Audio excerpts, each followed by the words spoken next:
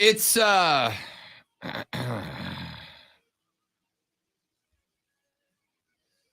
it's not that I gloat. I don't enjoy this. I'm not happy about it. It's not something that I'm bragging about. It is very simply, as Captain America Chris Evans down the hall said, a mark of when there's credibility to be had. It is important that our on-air personas receive the credibility that we earn. I told you guys earlier this week. I think mark is a good word. Chris is a mark for you. You guys are just ganging up on me. Chris takes me down all the time. He's got no loyalty when it comes to bagging somebody who deserves to be bagged. The point. Welcome to the Fan is Rob Brown. I told you guys earlier this week. The point that I'm making is it should be no surprise if you listen to this show, if you listen to the Views from Mint Street podcast, if you follow me on social media, if you are in any way, shape, or form connected to my broadcasting career, then last night at 11:35 or whatever it was, when Adam Schefter broke the news that Christian McCaffrey has been traded from Carolina to San Francisco, your response should have been, yeah, I knew that was coming. Rob told me that. You know what? I appreciate that you realize that I'm geriatric and probably was in bed for like an hour and a half at that point and didn't, contact me to gloat. I appreciate that because I had been in bed for a while. So I sent you a Twitter DM. It's not like I texted. It's not like I called you. Bring, bring. Hey, Lonzo, I'm good at this. I would have appreciated that. I wouldn't have heard it because I was asleep, but still. Hey, look, missed call from Rob. Wonder what that's about. Yeah. I listen, I tried to tell you. I tried to let you know. I said 0% chance that Christian McCaffrey is a Panther before the end of the month. I'd have looked even smart. I almost said on Tuesday before the end of the week. I almost said on Tuesday he'll be out by the end of the week. But then I'm like, no, give yourself that little bit of extra time because hopefully there's going to be a bidding war that will drive up the price a little bit. And it'll take another extra couple of days. Maybe it's Monday, Tuesday next week. So I went with end of the month by the trade deadline. But the reality is every week that McCaffrey is a Panther, every week that McCaffrey is not traded, the possibility of a season-ending injury increases and obviously gets rid of what is going to be available in return. So it's really hard. It's really hard to be a fan of a team, of an owner who doesn't care for the fans, of an owner who it doesn't care at all about getting butts in the seat, who's decided, you know what, we're going to visibly tank by getting rid of our offense because Chris McCaffrey was the offense. And the owner has decided, yep, we're tanking. So here you go. And I don't believe I've ever been a fan of a team where they actually tanked. And here I am in the midst of it, not only seeing the owner decide to tank and just put it in every fan's face that he doesn't care what you think, but knowing that this is going to be such a heavy tank because rumors are that DJ Moore is also on the block. And, then they'll probably dismantle the defense, which means how long do rebuilds take in the NFL? A really long time. Some teams, they never actually make it. So this owner doesn't care about the Panther fans. So we're going to have to deal with this record that the Panthers have now for many years to come. So disappointed. Let me respond to that, if you don't mind. Even if you do. It's my show. You know what? I do understand when I meet people. I get it when people are like, man, I hate you. You got an ego. Like, I'm kidding. This isn't about the ego. It's just you and I having different philosophies about the team. But the real difference here is I'm a fan of this team. So it affects me more because I'm a fan of the team. And you're able to look at it from the outside of fandom, actually look at what there might be business-wise. And I just can't see that right now. I just can't. So here's where it comes from, in my opinion. It comes from the perspective of, I'm going to use the phrase realist, right? Somebody who prefers to view reality as it is as opposed to how I want it to be. It's not that I'm not a Panthers fan. Am I a, from birth Panthers fan? Or I guess I should say from the birth of the Panthers fan. No, I'm not. I'm obviously not. And I describe myself somewhat sarcastically and somewhat not as a mercenary fan, right? Like I am a mercenary fan. I am a fan by hire. I've been hired to be a fan of certain teams. And the Carolina Panthers are one of them. I don't hold back from that. Does that mean I want them to be bad? Hell no. I want them to be good. Because if I'm going to be a hired fan, I want to be the highest paid hired fan that I can be. And it turns out you can be a hired fan when the team's good. I want them to be good. I get the feeling if you are a true blue Panthers fan. I get if you are a true blue dyed in the wool from the beginning of this franchise Panthers fan, feeling like Tep doesn't care about you. Tep is, he's not a fan-friendly owner. He's blowing this whole thing up, et cetera, et cetera. I get that feeling, but I had to tell my wife this morning that he was traded. She was really upset. True fans get upset when they see what an owner is doing. And we aren't going to try to win the rest of the year. So don't bother coming. Don't bother buying any Panthers gear. And that, I feel sorry for the people who work in the stadium, the vendors, the people who make a little side money by charging for parking. You're hurting all those people too by saying, you know what? We don't care. We're getting rid of everybody. We're starting over. It is a long-term strategy move, right? Like yes, I get that feeling right now. I understand that feel right now. That feel right now of we've given up on 2022. We've given up on what we are now. Like we've given up. You're right. You have. But what is more important? What is worth more to the team? Lonzo's feelings right now or the number 1 overall draft pick in the NFL draft? Which of those does more for you? You're going to get that anyway. You're going to, you're trying your best for 5-6 games and you're already going to get that. Okay. So if you're trying your best for 5 or 6 games and you already effectively have the number 1 draft pick locked up, what's the matter? What's the matter if you trade everybody, right? Your results are the same. All right, you beat the Saints, who showed us last night they suck. That's the only way. How good is Jacksonville right now? How good has Jacksonville been? Because the Panthers are connected to Jacksonville. They always will be. They came into to the league together. They're always going to be connected. How good is Jacksonville? They get number 1 picks every single year, including Trevor Lawrence. How good are they? Are they going to the playoffs this year? Probably not. No, they're 2-4. Will they go next year? Probably not. But they've been rebuilding. I wouldn't say not next year. I absolutely wouldn't. They've been rebuilding forever. I get it. And like, it's a fan. As a fan, the emotional response is understood. The emotional response is warranted. I get it. I feel it. I really do.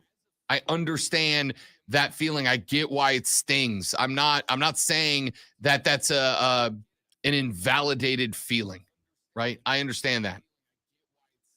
I understand that there are a lot of franchises that hit rebuild and they stay in rebuild for what feels like a decade, like Jacksonville. But the New York Giants have been rebuilding for a year. Where are they at right now? All right, here's the Philadelphia Eagles had to rebuild after their Super Bowl.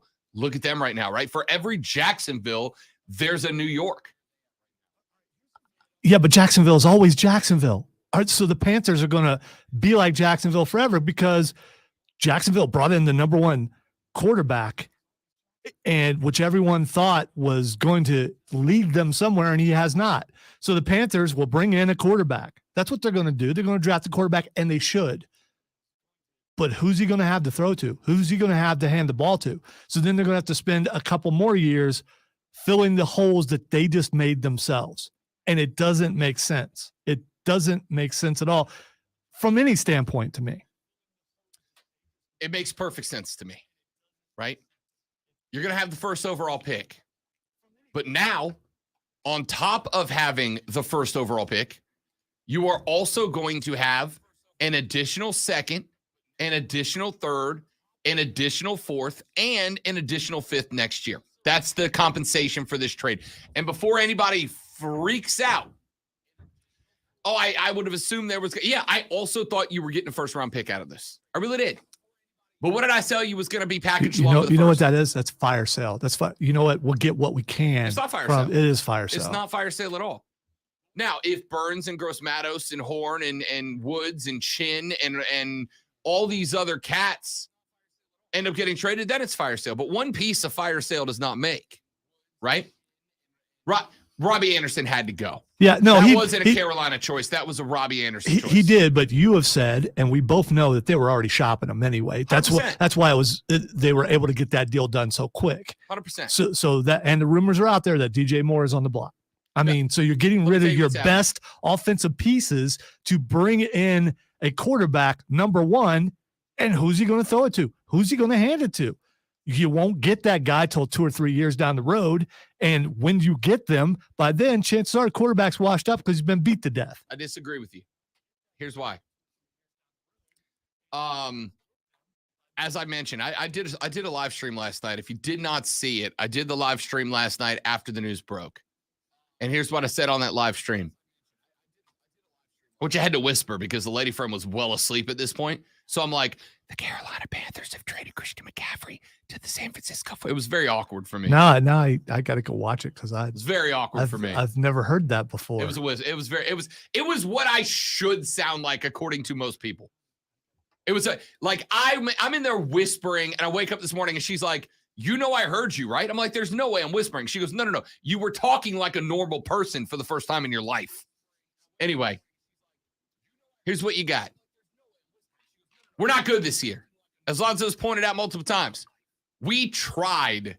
We started 1-5, right? McCaffrey and the Panthers next year, if you're lucky, you're pushing to a wild card next year. But next year, Christian McCaffrey will be 28 years old, right? If you're lucky, you're pushing wild card next year. He'll be 28. Maybe if Tom retires and the Saints continue to put on white makeup and a red wig and a bright red nose every game day like they've been doing this year, maybe they stay bad. Hey, breaking news, Andy Dalton just threw another interception. I don't need that out of you right now, all right? Got to fight you somehow. How do you throw 2 back-to-back pick sixes? My God. I tuned in like right near the end of the second half and saw 2. It was like, oh, look, they're doing. Oh, no, they're not. Okay, I'm going to go find something else to do. Rob Brown poured a hearty glass of whiskey at that point.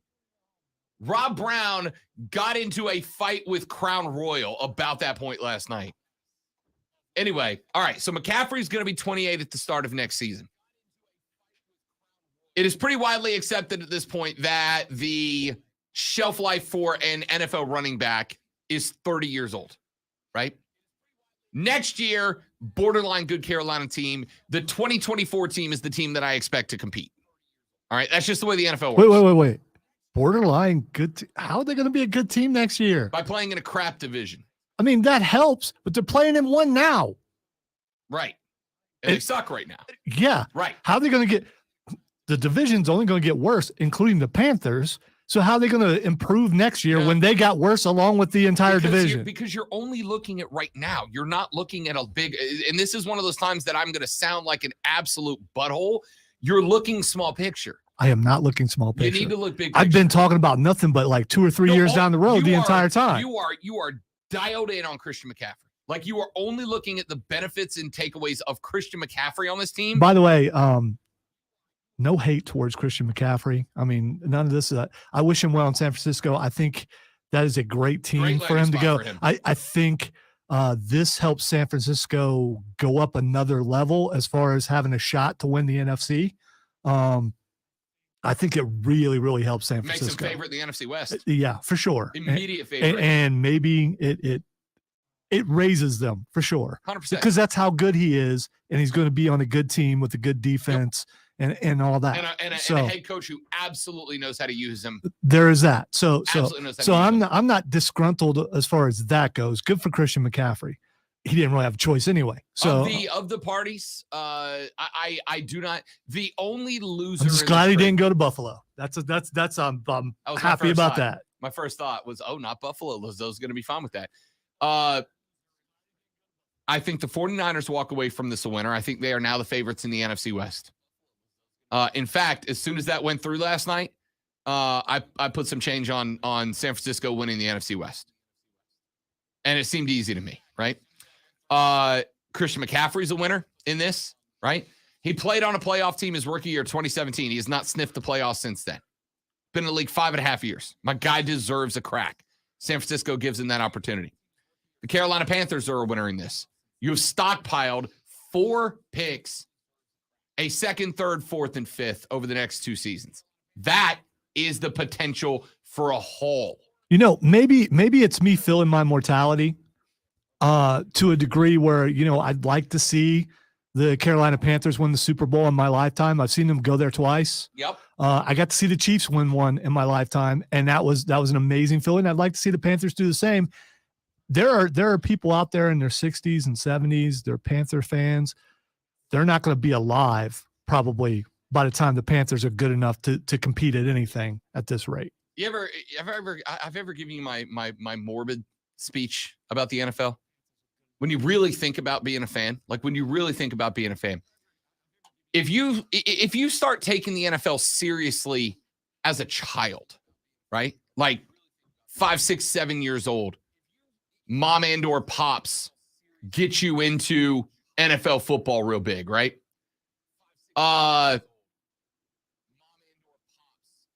And then you live. What's the average life expectancy United States?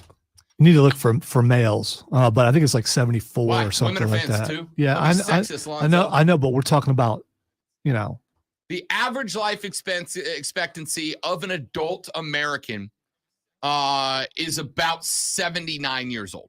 So it's. I think because women are factored in there. I think if you just do guys, it's less because women live longer. Okay, so let's take the average because women are football fans too. Let's keep everybody mixed in here. 78 years old. If you quit trying to make me into a chauvinist, I'm not being. I'm just saying. I feel like let's just use the average age for the sake of discussion. Average age 79 years old, right? We can do better, but 79 years old. If you become a NFL fan at, let's say 9 years old, is when like most of us like really hit our stride as an NFL fan. You get 70 seasons. 70 seasons in your life. You get 70 seasons. The Super Bowl is the goal. One team gets it every year. Every single season that you watch is greater than 1% of the seasons you get in your life, right? Every time we hit February and the Super Bowl ends, like 1.25% of your NFL watching life is done. You can't have it back. So when your team goes on a 1 or 2 or 3 year rebuild, it does sting a little bit because you're looking at 5% of your football watching life is now gone. And for what? So that maybe the team's better 3 years from now. But yes, that's how this works. It's a business, right? There are only X amount of football-related resources available for the 32 franchises in the National Football League to try to tie together and create something with, and only one team can win it. By the way, according to sources, Panthers are fielding offers for linebacker Shaq Thompson. Shaq doesn't surprise me. Shaq doesn't. I'll tell you who's not Dude, gone. It's a fire sale. It's not a fire sale. It's a fire sale. It's not. I'm not panicking. I'm seeing the signs here, and just because sources are saying doesn't mean it's going to happen. But it's okay. How many legitimate stars? Whether you consider Shaq one or not, he's been a mainstay on that defense for a very long time. How many legitimate stars do they have to ship out before you consider it a fire sale? Brian Burns, Jeremy Chin. So just those two DJ guys. Moore? Just those two. They've already. No, I'm saying one more of those guys. I was and going I'll to say fire because sale. they've already shipped out their biggest star. But so Shaq- who's the next biggest star on the Panthers team right now as it stands? Is it Burns or Probably. is it DJ Moore? No, I'd probably say Brian Burns. It could be DJ Moore if you had a good quarterback and an offense that moved the ball down the field. It could be DJ Moore. It will be DJ Moore in the future. But right now, I'd say it's on the defensive side of the ball. I'd say it's either Jeremy Chin or Brian Burns, neither of whom is leaving Charlotte, right? I will give you, with the same level of confidence that I told you that Christian McCaffrey will not make it to the end of October as a Panther, Burns is not going anywhere. I got into it on Twitter last night with people. There was one Philly site run by some weirdos that went through and photoshopped Brian Burns into an Eagles jersey. I was like, dude, relax, right? Because they did the same thing. Oh, Carolina's selling everybody. Let's go get a Carolina Panther. It's like, no, dude, they're not. Well, you call them weird. Everyone does that. I mean, Dude, you know, the photoshopping players into other teams' jerseys has got to stop. I love modern technology. I don't have a problem with that unless you make people think that it actually happened. What? You love modern technology? I do. If I didn't, I wouldn't have a job. So far, I'm keeping up with it. No, Now, I don't the know why. equipment can't keep up with me. That's not my fault. The photoshopping other teams' players into your team's jersey is weird. It's like the grown man version of like the weirdo in every serial killer movie that you see their bedroom for the first time and they've got like posters of celebrities on their wall with the eyes cut out. That's the dude version of that. Oh, that's extreme. I mean, come on. It is not. It puts the Eagles jersey on its skin or else it gets the hose again. Dude, what is wrong with you? They're weird. It's just weird. It's desperate, dude. Like if I rolled up in here with a fat head of Scarlett Johansson and I was like, Lonzo, one day she's going to be a part of Team The Rob Brown Show. You'd be like, dude, are you okay? Did you hit your head on the door on the way in? What went wrong? Are you okay? Anyway, Texas says JC Horn also being shopped. Show me that report. Drop that report in my email if you don't mind. Rob.Brown at thefanupstate.com because I don't see it. No, JC Horn's not going anywhere. He's not. So, first of all, I think his contract would be harder to get rid of because it's rookie contract. It's what he's on the second year. It's only his second year playing. Some of those other players, it's a fire sale. You're going to see. Okay. Well, I mean, listen, I might be wrong. I haven't been yet, but I might be wrong. We'll see. CMC gone out to San Francisco. 4 picks in return, a second, third, a fourth, a fifth next year. Well, second, third, and fourth this upcoming draft, a fifth the year after that. And before you panic that you didn't get a good price, keep in mind, please and thank you, that Marshall Faulk, remember Marshall Faulk, Greatest Show on Turf? He was pretty good. 28 years old, he got traded. You know what he got? Yeah, I remember why he's no longer on TV. But anyway. Because you can't say his last name without giggling sometimes. No. Yeah, that's the reason. Yeah. Marshall Faulk got traded at the exact same age, at the same point in his career. And Marshall Faulk got 2 picks. And I think it was like a second and a fifth. It's a haul, dude. You got to pull. You got to pull for CMC. It's as good as you could ask for. All right, let's take a break. We'll come back here in just a minute. We're not done with this discussion. Texter says it's official. I'm a 49ers fan, all in. It was a 2-team field, but meow CMC with my man Emmons Finest. Get some, Debo. Thanks for all the L's, Carolina. Oof. Back after this on the Rob Brown Show in the Fan Upstate. All right, stream, got to do it live. Don't go nowhere. Be right back.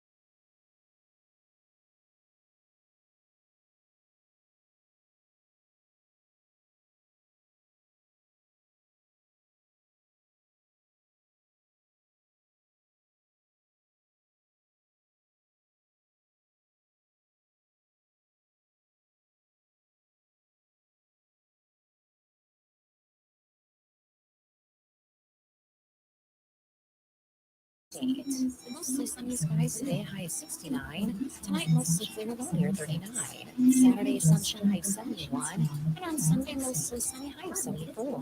Monday, plenty of blue skies and sunshine, high of 76. I'm meteorologist Jennifer French. All right, so obviously Rob and I are coming at this from two different angles, but this is definitely. Do you guys agree with me? Isn't this a fire sale? They get rid of one more player, which, if all the rumors are true, what's the point of going to a Carolina game unless you just want to go see whoever they're playing?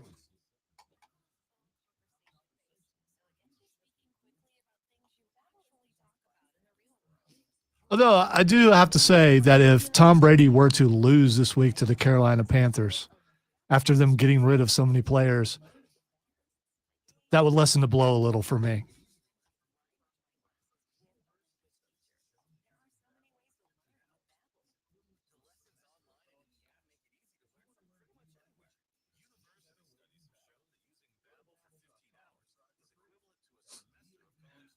Of course you would say that, Courtney. You want to go see that emaciated guy who looks like he should be playing a villain in a zombie movie? His cheeks are all going. He does not look well.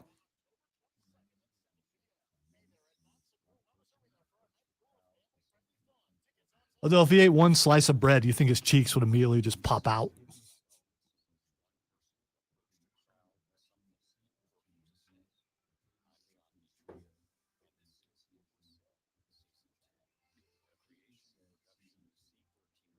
Uh-huh. just to say you saw him play. Okay. Said that last night. I want to go see him trip and just lay there and go, why am I doing this? Swamp Rapids play Sunday, and I got to work the game. And this is. She's like last night. She's like, can we go to the Panthers game this Sunday? I'm like, now.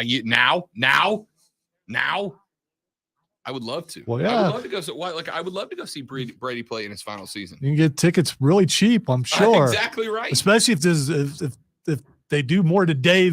Yeah.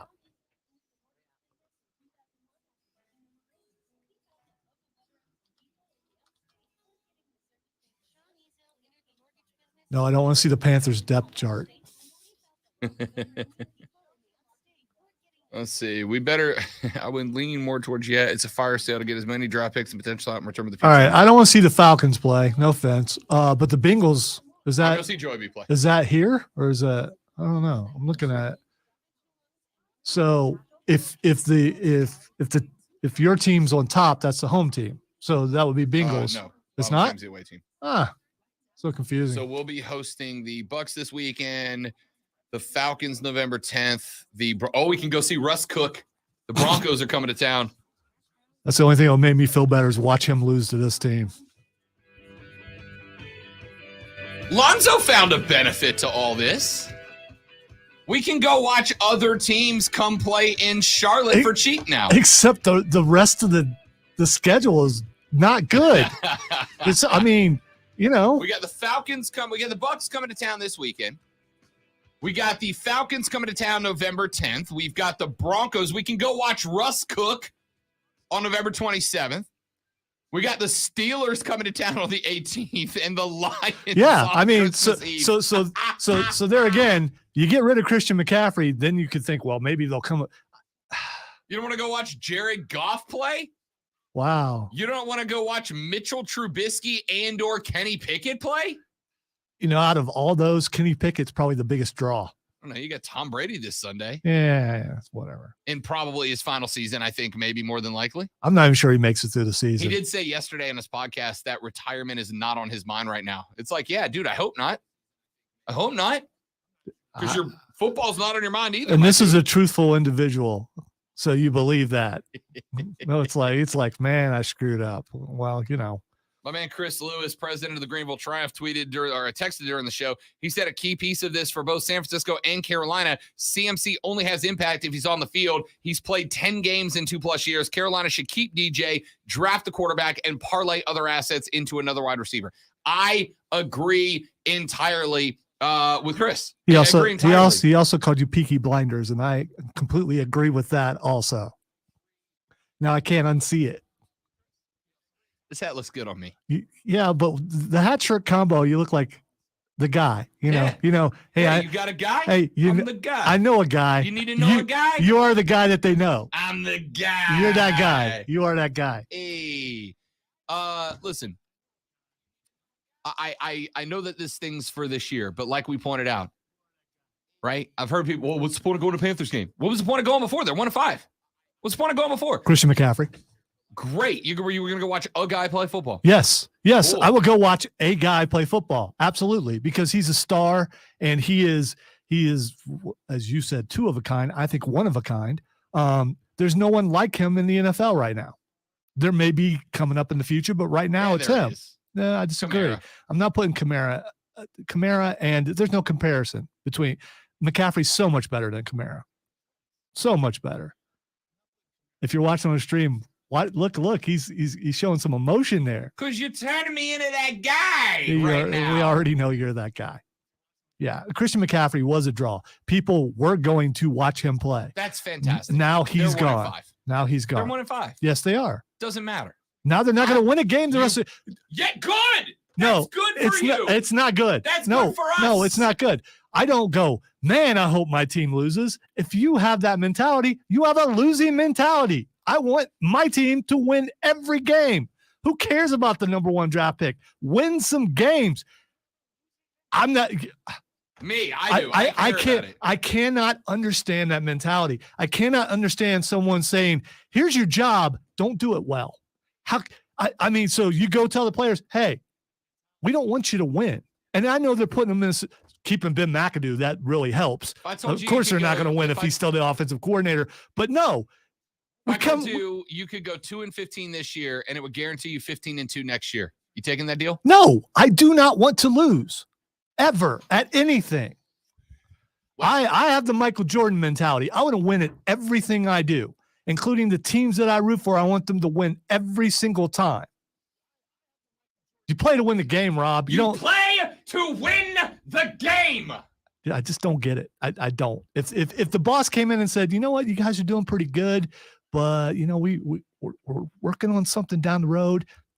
Just coast for a while. But there's no reward for just us coast for a while. Just coast for a while. If the boss came in here and said, "Hey, we want you to coast for a while, and we're going to double your salary for it," okay, sounds good to me. Count me out. I'm not going to try to lose on purpose in anything. When I taught my kids how to play games, I ain't letting them win. They got to earn that win. We are trying to win. We are trying to win for years down the road. And sacrifices have to be made to make that happen. That's all this is. I will go back to the Jacksonville example, and someone else threw up Detroit in there. Yeah. Right. And then I threw up New York and Philly. Yeah. Do you really have complete confidence in either one of those teams? We don't have a choice. We suck when we try. No. Under the current model. No, you're missing the point. You're missing the point. You're throwing up examples that I don't believe you have 100% confidence in either one of those teams. Do you think Philadelphia? I do in the Eagles. The Eagles are undefeated and look damn good. Do you think either one of them are going to win the Super Bowl? Philly could. Hell yeah, Philly could. They're undefeated in the NFC. They're the only team in the NFL that's undefeated, and they're beating everybody. Philly can win the Super Bowl. By the way, I'm not saying they're bad. I'm not saying that. Super Bowl, the Giants are screwed in that they're going to be a team with a really good record and a wild card, right? They're gonna be a 13-4 team that has to play out of the wild card position. It's not good. But the point is, I've got as much faith in the G-men being good as I do in locking in the Jaguars being bad at 2-4. Like, I'm not ready to write them off yet. And keep in mind, the Jags made some moves that got that got them some draft capital for the next few years to continue to build around TL. Part of, and this is what I said on the live stream last night, part of the realization that I think you have to make here, part of the realization, 10:30, sorry. I couldn't figure out what you were trying to say to me. Part of the realization that I think Panthers fans have to make, unfortunately, right here, is that this rebuild is not a one-year project. It's a 25-year project, just like Jacksonville, just like Detroit. Sometime in your child's lifetime, maybe they'll be okay. The optimistic one. Yeah, I'm supposed to be until I see an owner go, you know what? Screw it. We're getting rid of everybody. They're not getting rid. They've gotten rid of 2 guys. What happened? What happened to the people who are saying, well, he's going to purposefully tank because he wants to move the team? I'm not hearing that yet, but it probably will. You damn right you probably will. But I'm going to tell you now. Hey, look, Sam Darnold's trending. I probably should see why. He can't now because he is inside his 21-day window to return off the IL. And usually you don't designate that until he's ready to come back. So there's some thoughts that Sam Darnold might play this weekend. I was okay if he got traded. Who the hell's trading for Sam Darnold? If Sam Darnold gets traded, is it proof it's a fire sale? No. If you can get a 7th rounder for Sam Darnold, do it. Do it. Maybe you stumble into a Marcus Colston. If you can get a 7th rounder for Sammy D, trade him now.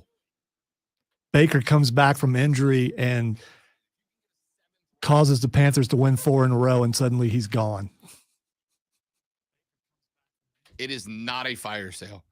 Christian McCaffrey, as I said earlier in the week, Christian McCaffrey is a guy who is more valuable as trade picks than he is as a running back. All right, so Robert on the stream, by the way, you should check out the stream. We're on YouTube, we're on Twitch, we're on everything.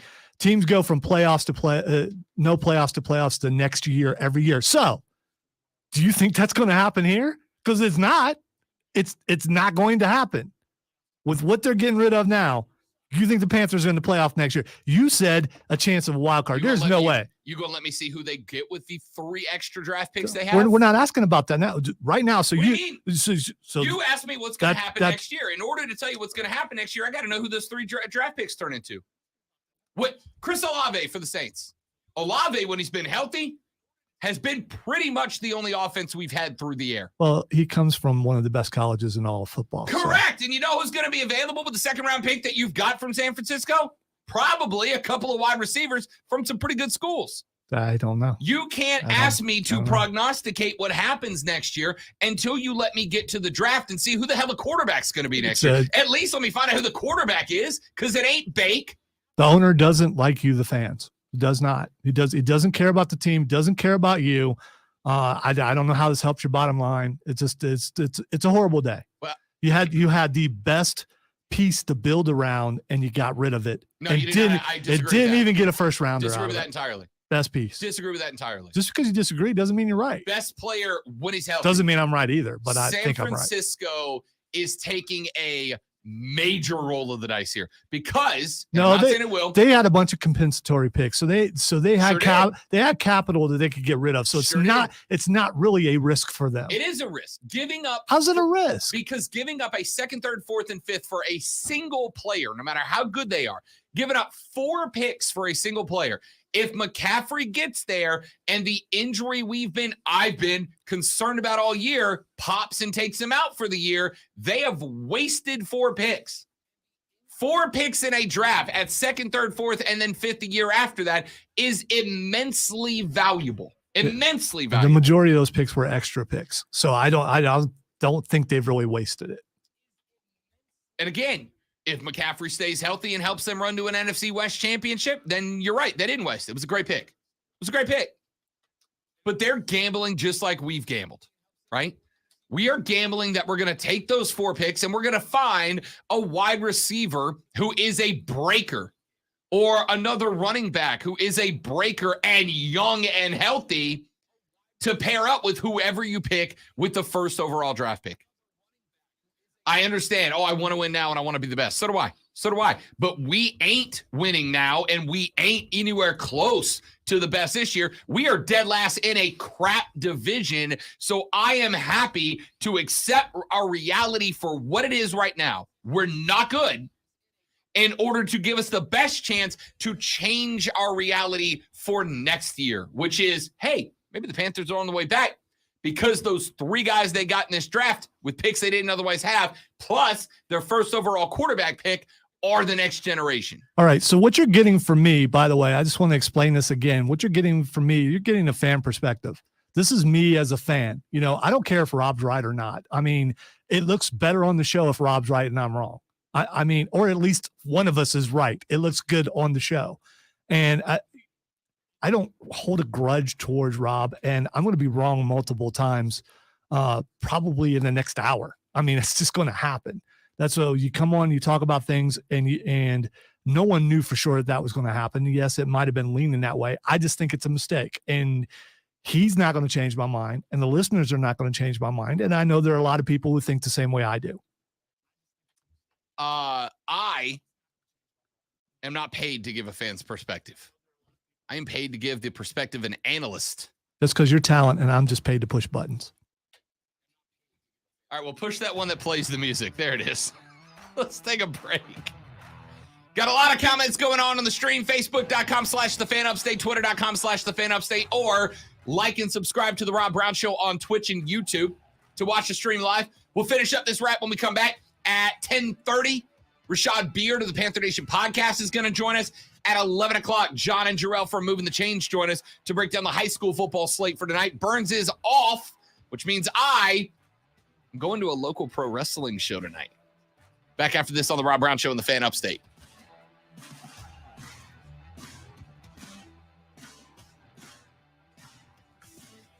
Wow. Thanks for the invite. Literally, Courtney texted me about it 3 minutes ago at Brew. She's like, because we're doing date night tonight. She's like, this is happening tonight at Brewer 85. All right. Like, did you just tell me about a pro wrestling show? Bill just sent us an email that you might be interested in. Okay, let me check it. Bill from 2400. Yep.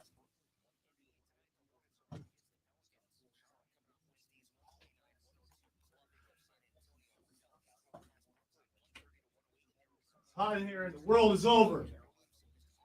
All right, so this way, right?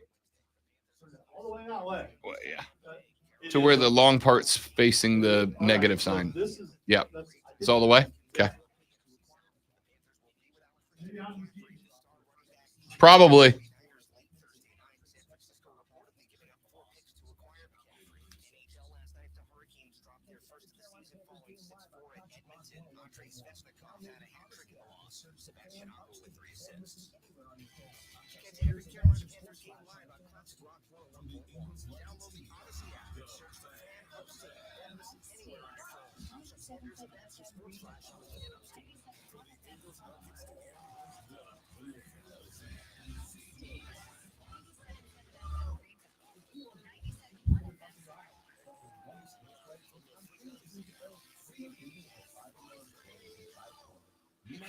This has been a bumpy ride.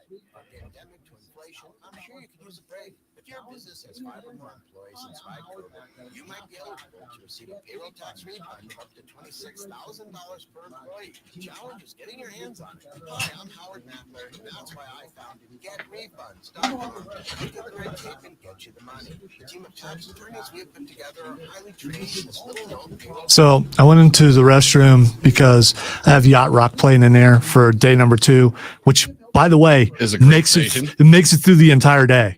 Because people don't get mad at Yacht Rock, but it'll bring you down when you're excitable. But someone apparently ate some sort of corn product last night, so do not go in there.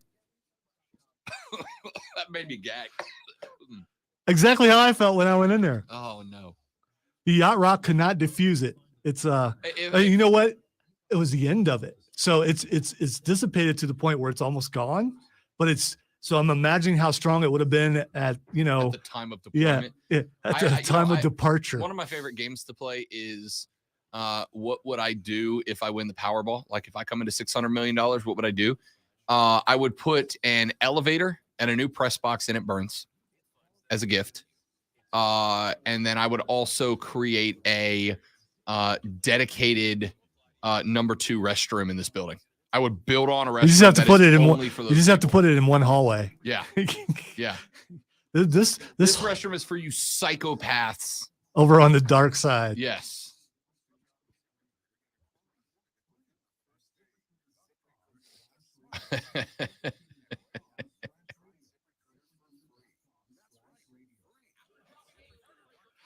For the first time all week, I don't have a headache, but it probably will come back before this day is over. Hope Rashad is animated as I am right now. He's probably okay with it though. Steven, I really like Black Adam. I really did. It has some flaws to it, but it's a superhero movie, and I really liked it because you got to see some superheroes you've never seen on the screen, really, including Hawkman was done really well, Cyclone, Atom Smasher, and Dr. Fate, excellent. I've seen Dr. Fate on TV shows and things, but never to this degree. But you also got to look at the actor who's playing him, who's just good in everything he's in. So. And there is a mid-credit scene, not an end-credit scene, but the mid-credit scene is well worth it. And I'm not doing that thing that I do sometimes. Spoilering? No, where I tell people, oh, it's amazing, you've got to see this, and it's actually just a joke. But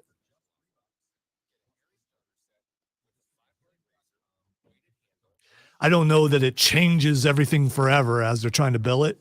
I thought it was good, though. Right away, the Marvel people who think that they can only like Marvel and not like DC will continue to slam it because that's what they do. I don't get that. You can like Marvel and DC. It's okay. It's all right.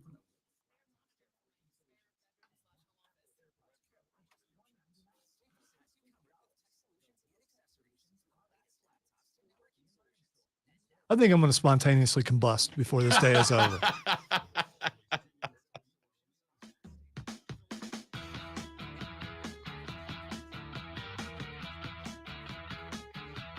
The Rob Brown Show wrapping up hour number 1.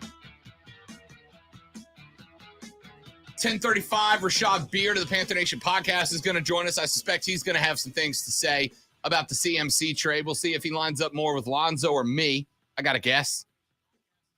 He also got an opportunity to interview Steve Smith Sr., which that video got posted yesterday on their YouTube channel at Panther Nation Podcast. Check that out if you get him in. Really good interview. By the way, I'm not speaking during Rashad's thing because, I'm just not. You should? No, because no, I get going and I monopolize, and I'm not going to do that. You're a co-host on the show, buddy. And plus, he's going to be on your side. You already know that. You've kind of hinted at it when you just said that. So I don't know for a fact. I'm just making a guess here. Sports Illustrated reporting headline. Report, Panthers unlikely to trade DJ Moore after Christian McCaffrey. Their tweet says the Panthers reportedly do not plan on trading DJ Moore. It is not a fire sale, guys. Christian McCaffrey was worth a haul. Christian McCaffrey, by the time the Panthers are ready to take that next step, if we do it right, at best next year, he'll be 28. If it goes along more traditional NFL timeline, 2024, in which case he'll be 29 working on 30, and at the end of the traditional running back shelf life, right? Like it just is the way that it is, ladies and gentlemen. It just is the way that it is. He was worth more as draft picks than he was as a running back for the long-term future. If the Cats were good now, then yes, his value would be as a running back and not as draft picks. But the Panthers aren't good now. On the timeline, we might be okay next year. In basic NFL reality, the next year we can contend. I'm not talking about for the division. I'm talking about contend for the prize. The next year we can contend will be 2024. Pardon me. You almost made it. I know, I was close. You got a little it was bit a race. Yeah. The next year we'll be ready to contend. And I was going to say, I was going to jump in and I disagree with everything you're saying, and I am anti-you today and shall be for the rest of the day. I'm anti-you. We are matter, anti-matter. We've got a problem today. I mean, look, it just kind of is what it is, dude. It just kind of is what it is. Well, the fact that you know I'm right is the reason why you're starting to feel ill. The problem is, Lonzo, you're not. The problem is it's hot in here and we can't. That is the problem. That's the problem. That is the problem. And we are having heated discussion, which amps up the tempo a little bit. Man, like I said, I don't like it. Don't tell me the sky's not falling when I see pieces hitting the ground. That's all I'm saying. No, but Isn't that the exact moral of the story? He saw pieces fall into the ground and went, the sky's falling. And it turned out it was just an acorn and some leaves. You've been hit by an acorn before. It hurts. Yeah. It really, it stings. Yes. And for the record, the analogy holds strong because this does sting. It feels like a knot on the noggin for sure. It's not fun. It's not enjoyable. I'm hurt today, yo. Lonzo is all up in his feels right now. I'm gonna give me a self hug.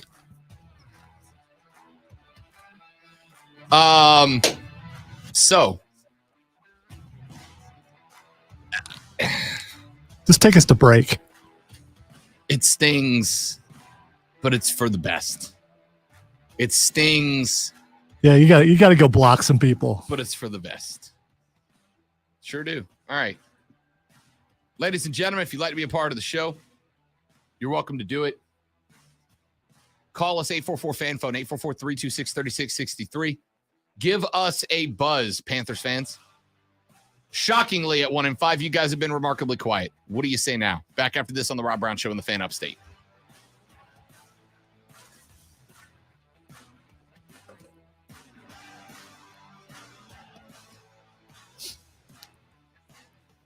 Hey, what's that mean exactly? The I don't know. okay. I just I thought maybe that was like some. Bots!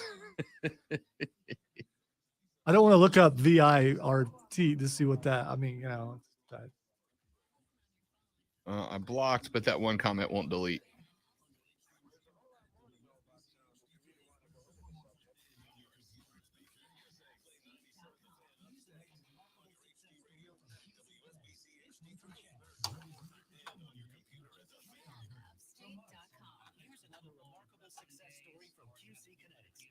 the fact that it won't block, that's a problem, isn't it? Well, I blocked them already, but it won't let me delete that comment. Why do I keep seeing all these things about Taylor Swift? Because she released a new album last night at midnight. Do people really care about that still? Tay-Tay? Yeah, she's like one of the biggest stars in America. Is she? I have no more room for new music. So, I mean, I've reached capacity. Lonzo's brain is full.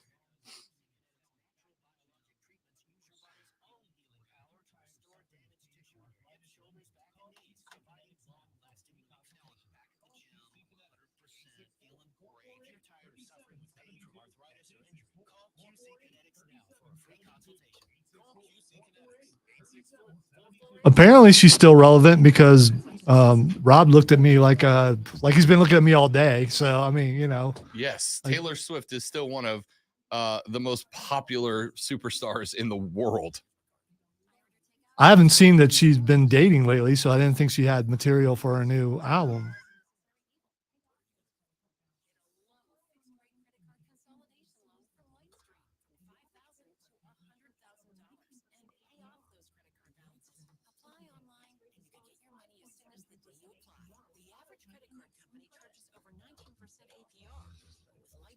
Here's that point of the show where everything goes quiet and people think that we're actually fighting, but we're both doing work. I mean,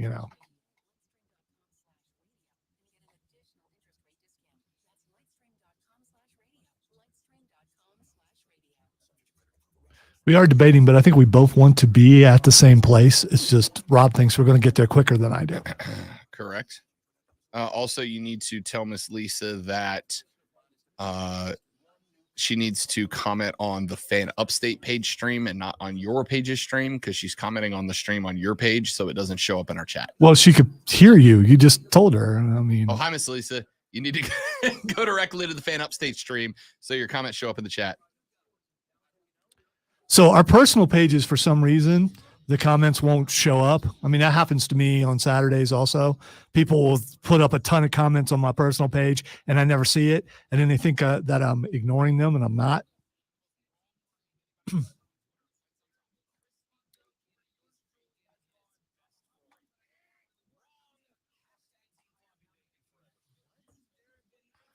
Waiting to see a text. Why are you ignoring me?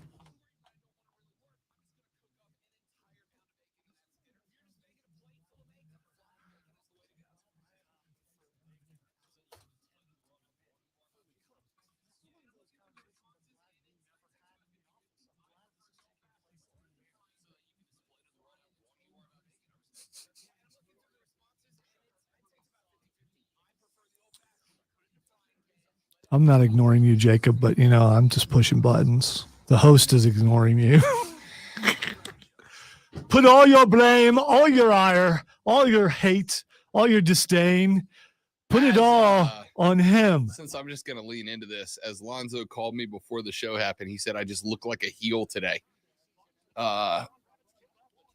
It turns out, and this will shock some people, but I do have to work while we're on the air. There are other things that have to be done. Exactly what a heel would say. You wouldn't understand, you bunch of lazy South Carolina hillbilly hicks, because none of you got jobs. All right. He's doing heel wrestling there. So for the Correct. people who don't understand wrestling, he doesn't really mean that. At least I don't think he does. So don't get offended and go away. Or if you get offended, throw it right back at him because he deserves it because he's a heel. Acknowledge me. You're right, lad. I shouldn't offend the talent, but I offend talent by walking in the room. Some talent. Some talent.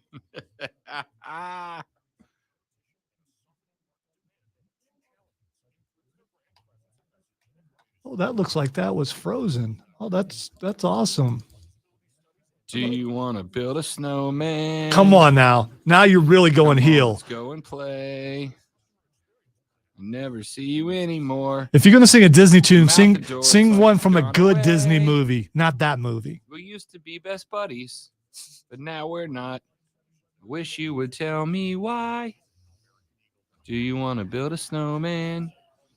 Doesn't have to be a snowman. Okay, bye. You did that. That was on you. I just want to say I wish I had an apple to give you right now since we're talking Disney. Messed up. I want you to die. You just go to sleep for a while. I also want to go to sleep for a while.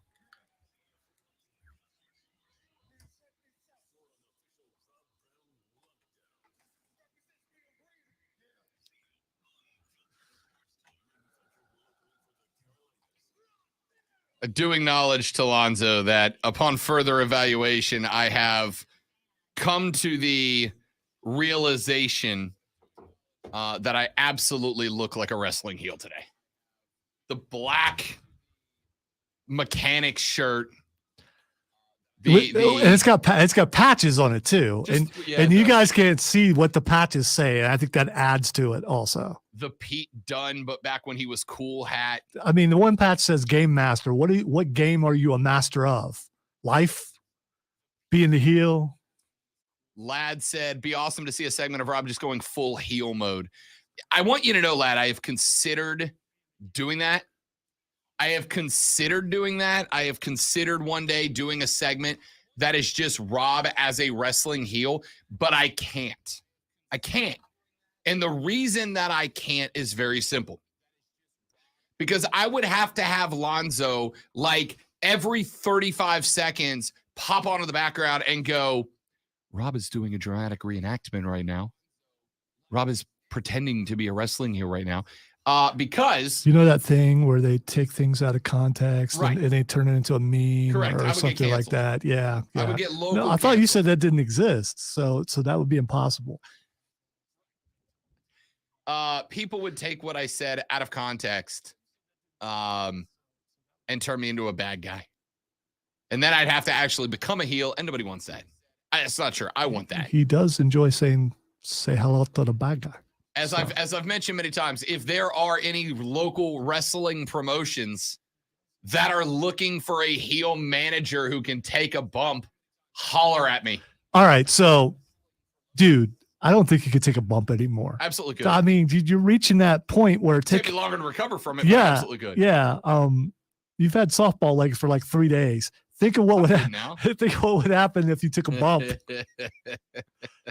Rob's not here. He's in traction. I stand by. Any local promotions that need a dude that can work a mic to play the role of bad guy valet. I'm your dude. Holler at me. I will absolutely show up and do it. And he's already got the wardrobe for it. Yeah, just dressed like this. It'll work perfectly. Christian McCaffrey, no longer a Carolina Panther. 5.5 seasons in Charlotte. He has been sent to San Francisco. A second, third, I don't fourth. think he has flowers in his hair, but does you know, not. yeah. He does not. He's got the Panthers have a second, third, and fourth round pick in this upcoming draft and an additional fifth in the draft after that, as Lonzo pointed out, because the 49ers lost 3 different coaching candidates over the past couple of years.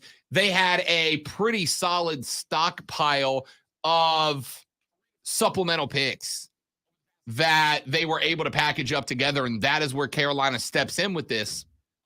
And like I said, I've said it a couple times. We're going to talk with Rashad Beard coming up here in about half an hour. You are going to get a lot of that.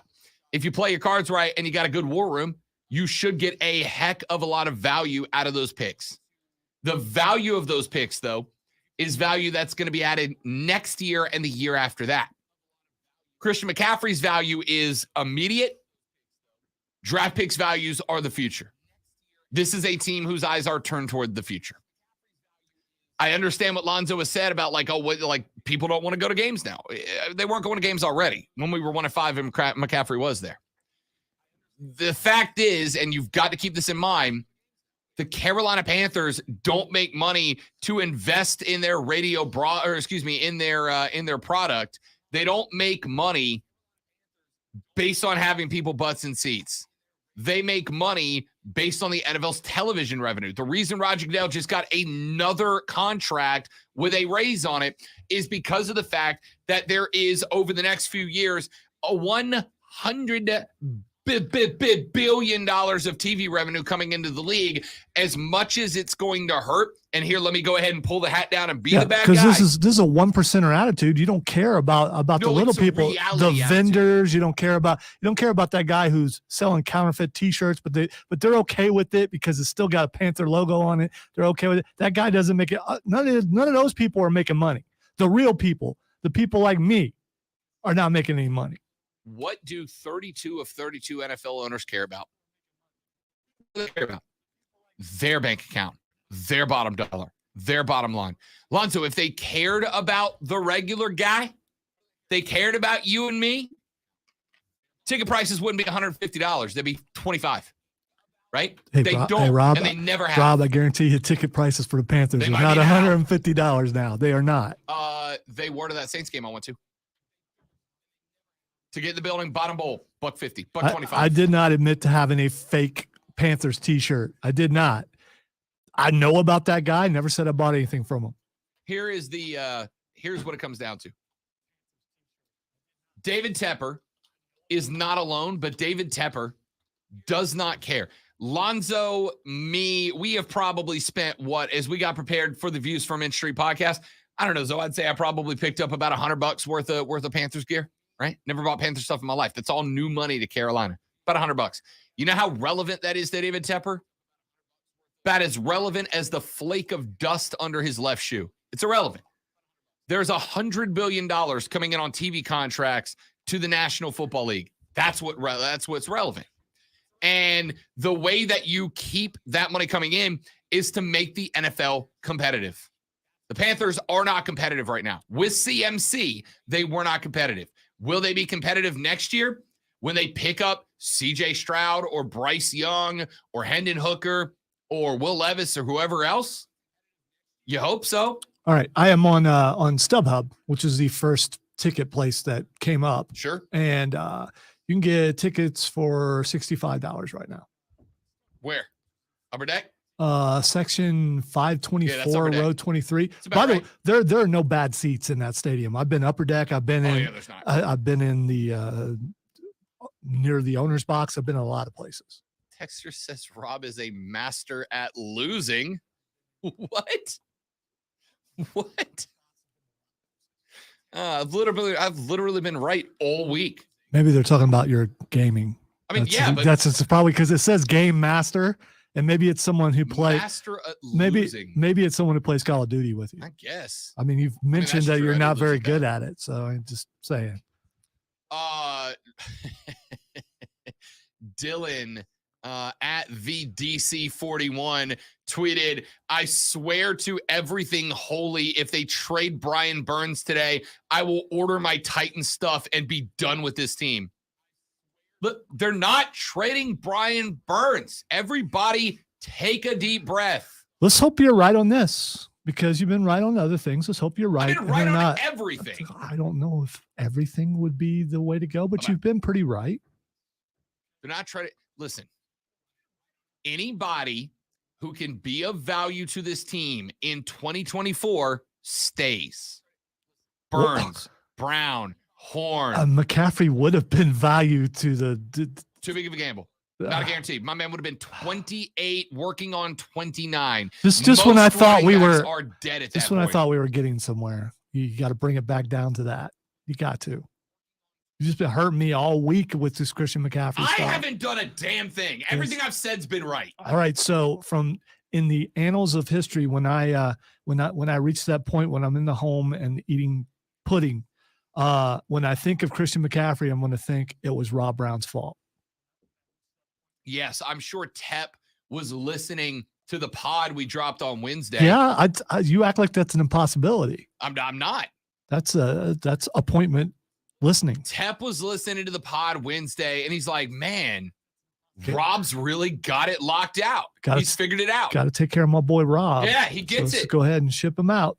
Rob very clearly wants CMC gone. I better pull the trigger on that. That's obviously what I happened. think there's might be some underneath joy here. There might be some underneath joy. There is no joy in this at all. You have to listen. Take whatever version of Rob you want. I'm gonna take Rob, the Saints fan. You want to know where Rob the Saints fan comes from? You know where CMC was as Rob the Saints fan? Rob the Saints fan views CMC the same way that he viewed Luke Kuechly. I hate lining up against that guy, but I adore him as a player. Rob the Saints fan picked up the Views from Mint Street podcast because Rob the Saints fan likes money over pretty much everything and wants the Panthers to be good. The best plan of attack for the Panthers' future is wrapped up in draft picks, not a 27-year-old injury-prone running back.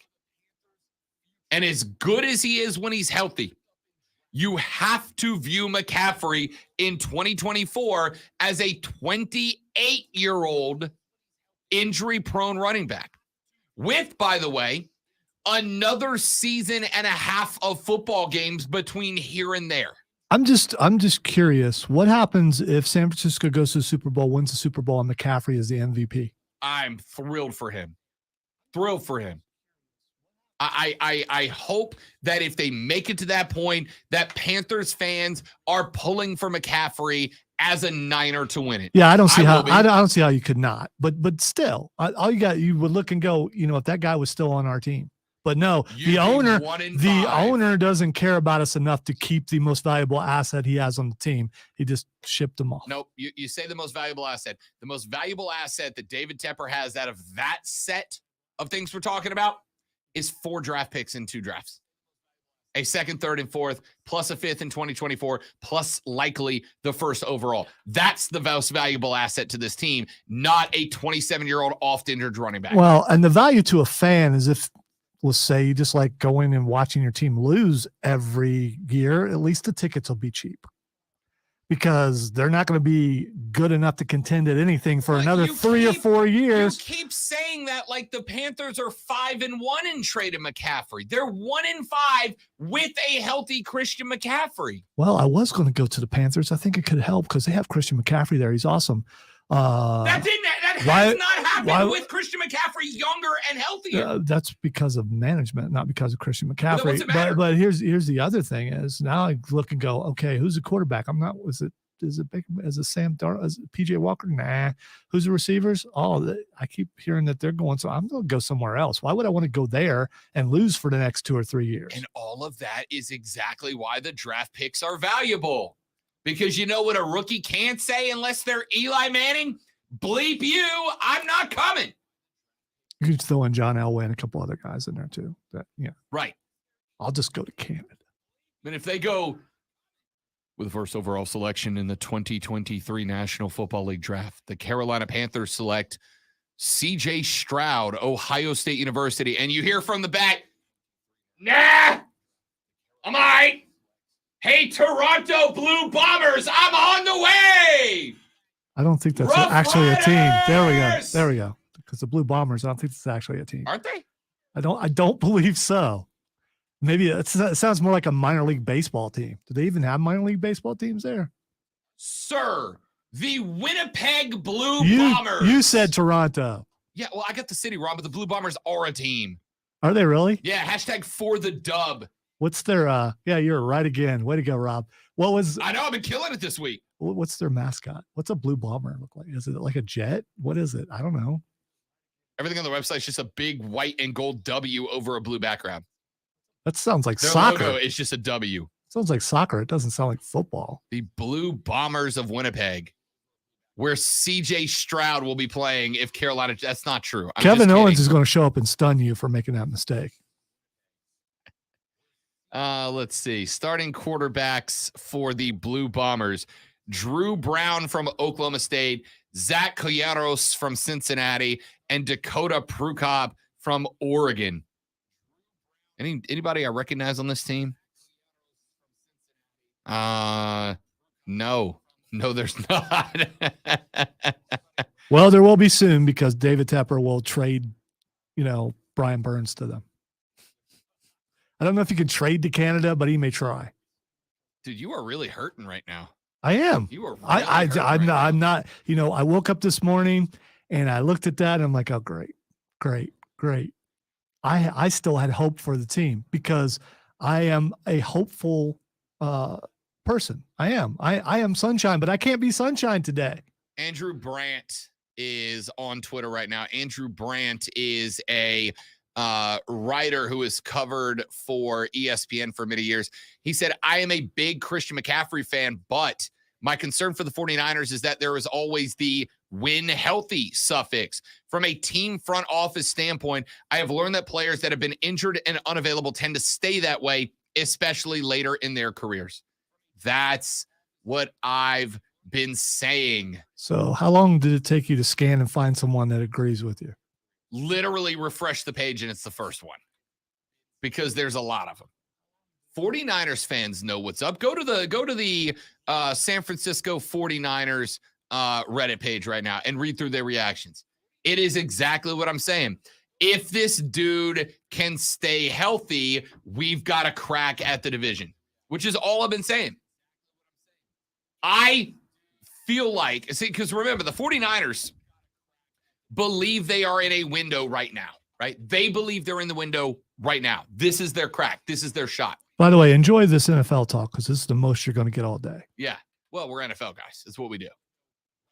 The 49ers believe they're in a window right now. Christian McCaffrey can only be trusted right now. I can't trust enough to overvalue him over the draft picks we got for him to be ready at 28 next year, 28 next year, 29 the year that I believe the Panthers are going to be ready. But I can believe that 4 picks across the 2nd, 3rd, 4th, and 5th round, we're going to hit on a guy who's going to be a big-time producer and a big-time production guy who is also young and healthy. 2 things that McCaffrey's not going to be by the time this team is ready to take the next step. That's where this comes from. That's my viewpoint on all this. All right. 844 fan phone, 844-326-3663. Texter says, Lonzo, Bills Mafia is never full. Jump on the bandwagon, buddy. Remember, I have 2 teams. My other team is a winner, but not to the Bills last week, though. You said, Lonzo, are you wearing your heart on your sleeve today? Yes, he is. Yeah, I am. He's hurting you right know now, what? people. You know what I'm doing? I'm representing the frustrated fans of the Carolina Panthers. Can't even say the name, but I'm representing you today. Am I being irrational? Possibly, but I don't think so. On the stream chat, James said, some guy somewhere is livid because you're not discussing Clemson's backup punter or something irrelevant. Yeah, that'll be taken care of later on. Yeah, don't worry today. about that. Yeah. Look, man. I saw a dude on Twitter a couple of days ago that said, I don't listen to the Fan Upstate because I'm a Clemson fan and I want to hear my team talked about 85% of the time. And I'm like, all right, well then, yeah, you're right. We're not for you. We're not. All right, we're going to take a break. I know where you could tune in for that. We are going to take a quick break. We are going to start shuffling away from the Christian McCaffrey talk, but Rashad Beard is going to be joining us here in about 20 minutes from the Panther Nation podcast. We'll break down what this move means for the future, as well as everything else, getting ready for Tampa this weekend. Then at 11, John and Jarrell from the Moving the Chains podcast are going to join us to break down the high school football slate. Only 2 weeks of regular season high school football remaining, and then it's playoffs. Playoffs. So we'll have the boys from Moving the Chains join us at 11. And then at 11:20, Boo Box Bets Picks. And once again, I hate the slate of games, although I did go 6-4 last week. That's what I'm gunning for. Back after this on the Rob Brown Show on the Fan Upstate.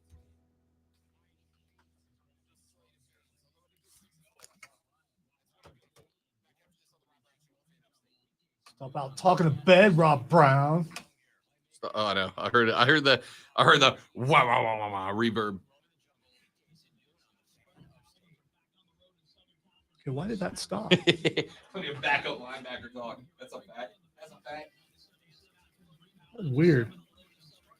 All my friends are getting on Xbox.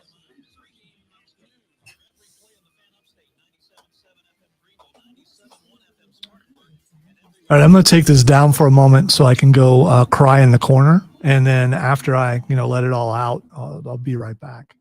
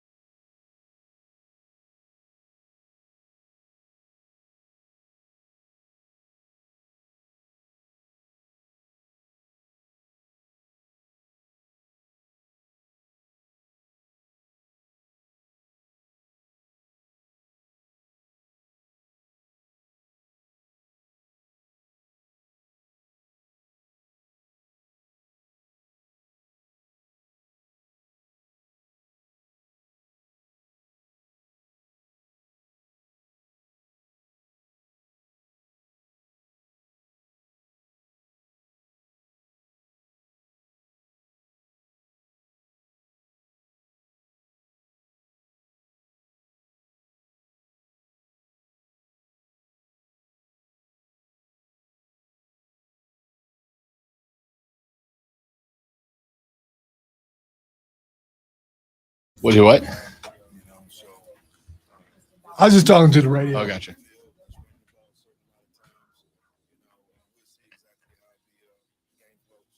Kristen Balboni for the Carolina Panthers Radio Network.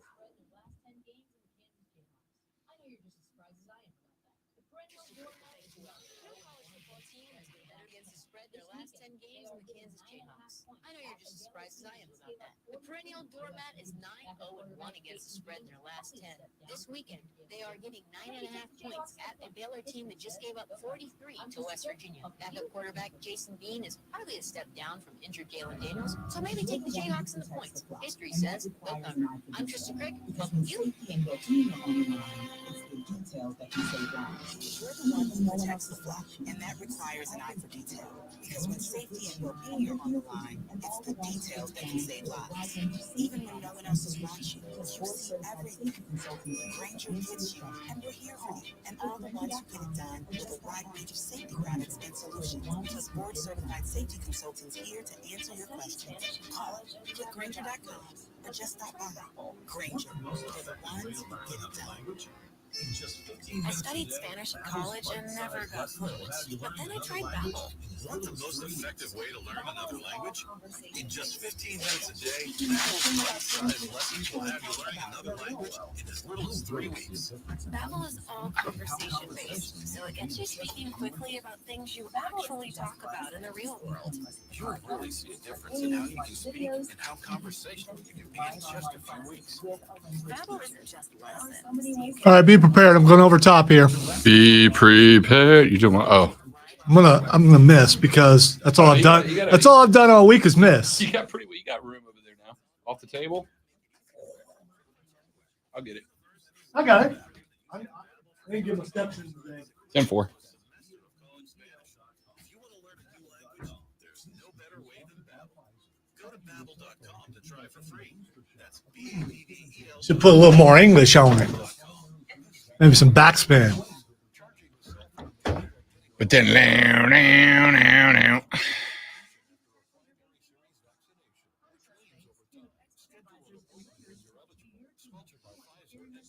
No, he probably got us flagged for singing the Disney song he sang. You're always getting us in trouble, Rob.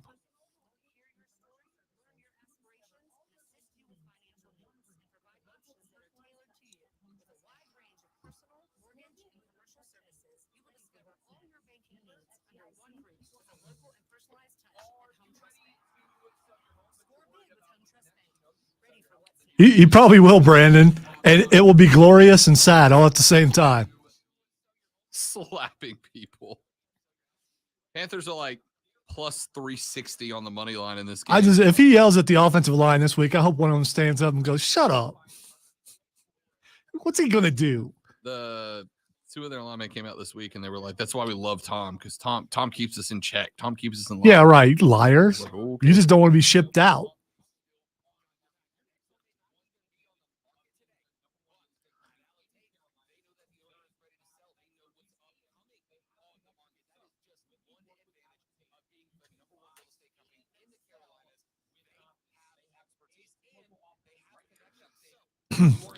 Yelling at me like that's a good way of going, "Oh man, I can't believe that guy got past me. I'll do better next time.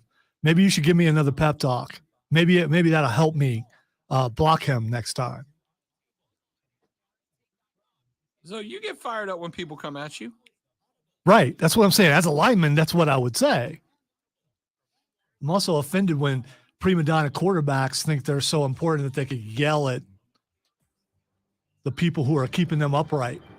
They're not keeping them upright. That was the problem. Oh, it could be worse, though. It could be worse. All right, ladies and gentlemen, the Rob Brown Show rolls on. This is the Fan Upstate. Rashad Beard's going to join us coming up in the next segment. But before we get there, let's talk about this for just a second. John Rothstein covers college basketball. If you do not follow him on Twitter, he is a great follow if you're a college basketball fan. Anyway, he tweeted out, quote, "Source, the Division I Transformation Committee has had dialogue to expand the NCAA tournament in all sports to include 25% of the programs who are eligible. This would mean the men's basketball NCAA tournament would expand by approximately 20 teams." So we're looking at if they decide to go through this, and this is honestly, in my opinion, enormous news. Enormous news.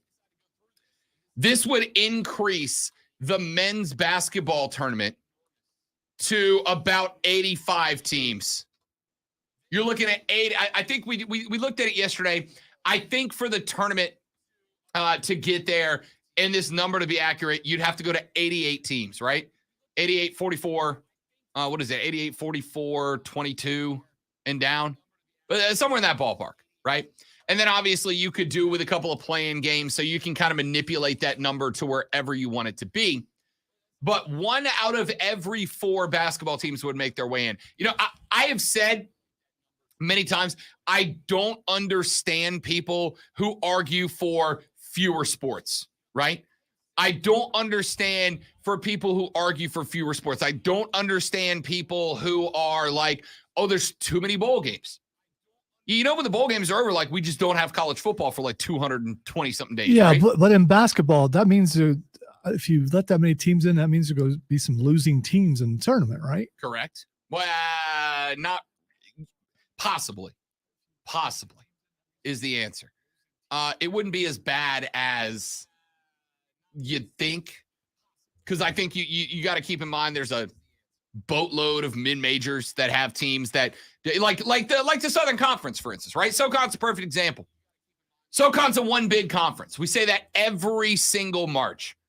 The SoCon's a one bid conference, but the SoCon repeatedly has 2 or 3 teams that are absolutely tournament quality.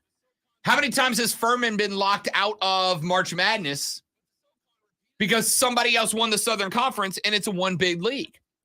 Under this model, a team like Furman, who wins 95% of their games but does not win the conference tournament at the end of the year, would get in and have a crack at making a run, right? So I'm kind of wishy-washy. I'm kind of on the fence about this right now because there is, in my opinion, a return on investment for growing, right? Bowl games are, if we're being honest with each other, irrelevant, right?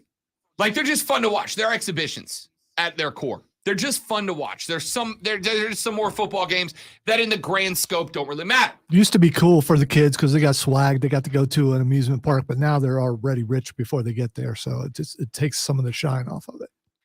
Yeah. Ain't none of y'all cared about the swag bags that the North Carolina Tar Heel players got. You just turned on the TV and watched football. What was in the Gamecock swag bags at the Duke's Mayo Bowl last year besides a jar of mayo? You say you don't know, you don't care. You say no one cares. I do care. I'm curious. What was in the swag bag last year? Yeah, I want to know what's in there. Right. You care from curiosity's sake, right? Blah, blah, blah, blah, blah. The point is, the bowl games are irrelevant, right? They're just fun. They're just something to watch. It's just something fun to watch. There's something to do. March Madness is not just something to do. It's not irrelevant. Every game in that tournament matters. Ask UMBC. Wasn't that it? The Retrievers, the Labradoodles, whatever they were when they beat Virginia. It's on the wall over there somewhere. Where is it? UMB. Yeah, I was right. Look, there it is right there. Scorecard from that game, UMBC. Ask the golden Labradoodles, whatever they were. I really don't think it's Labradoodles, but It's not the Labradoodles. because it's corgis. It's not the Corgis either. Every game matters. Every game counts. That Virginia team was expected to be. In fact, I think that year, just about every bracket was busted because Virginia was supposed to be the squad that year. They got dropped. Every game matters. I do think that there is a point where in overloading the playoffs, you bring some negativity into it. And I make that argument, and it's going to sound sour grapes because I'm a Braves fan, but I think you make that argument with the Major League Baseball playoffs right now. By adding the wild card, right? By adding the wild card, you have restructured Major League Baseball's playoffs. And now, because of that restructure, because of the fact that the Braves and the Dodgers, 2 100-win teams, the Mets, a 100-win, you bumped not 1, not 2, but 3 100-win teams. 3 of the best teams in baseball got bumped by the playoffs in the early playoffs, and I do put a chunk of that onto the new baseball playoff format. The 3-game wildcard series. Any Major League Baseball team can take 2 of 3 from any other Major League Baseball team. A 50-win team can get 2 of 3 against the Dodgers. You know what they can't do? Get 4 of 7.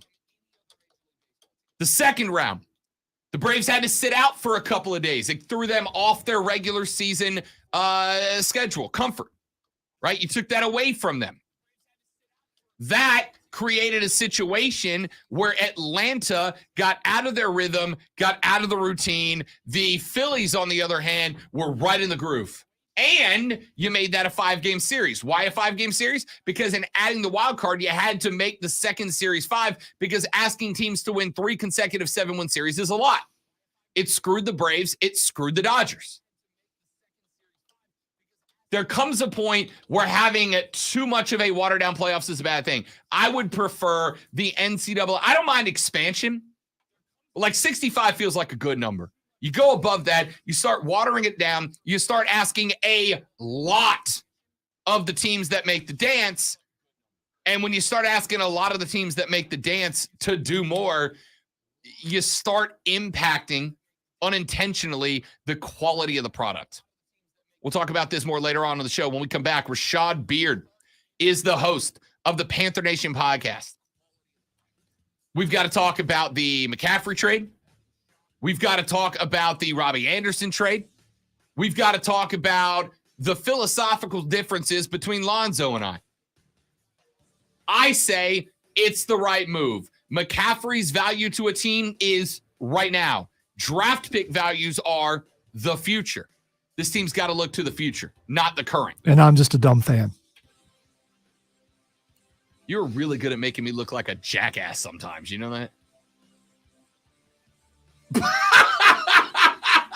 Rashad's up next on the Rob Brown Show in the Fan Upstate.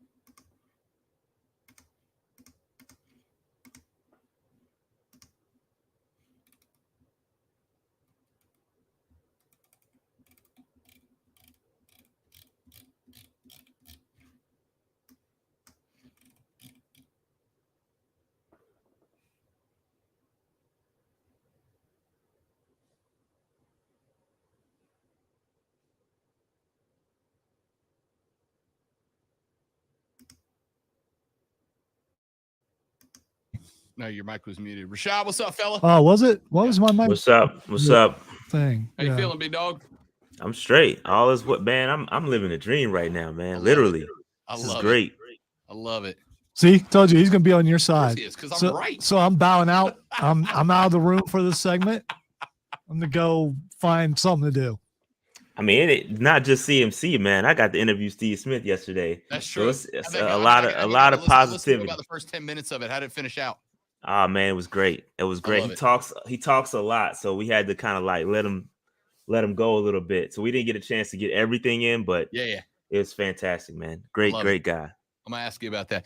I also noticed, Shad, I don't know if it's intentional or not, your PSL flag ain't in the background no more. No, that's Steve Smith. So when we interviewed Steve Smith, it had nothing to do with. I get it. Yeah. So it had nothing to do with. I still fly the flag proudly. Why are you coming at him like you've been coming at me all day? I'm not. I had to ask. He made an artistic change. Rashad, he's dressed like the heel. He is the heel. So listen, I appreciate you. I appreciate you noticing my minor changes. It's all good. It's all good. That's a host that pays attention. No, that's looking for a way to come at somebody. That's what you're doing. Look, yeah, Rashad, he tried. Yeah, that's right. He shut you down. Shut you down. Rashad and I stood at BOA and knocked back halftime shots together. We're officially boys. I would not come at Rashad. You can do that with an enemy too. I mean, that's possible. Nah. And listen, no matter how you slice it, he can come at me all he wants to, but we still that though. We still that. You would. Now I'm going to. Before we go live, Steven wants to know, can we trade David Tepper? Oh man, it's crazy. It's crazy, man. Unfortunately, it's not how it works. We got to find some. Hopefully, Dan Snyder found some dirt on him. Maybe we can kind of. How bad of a spot are you in when you're pulling for Dan Snyder? Ah, man, it's pretty bad. It's pretty bad.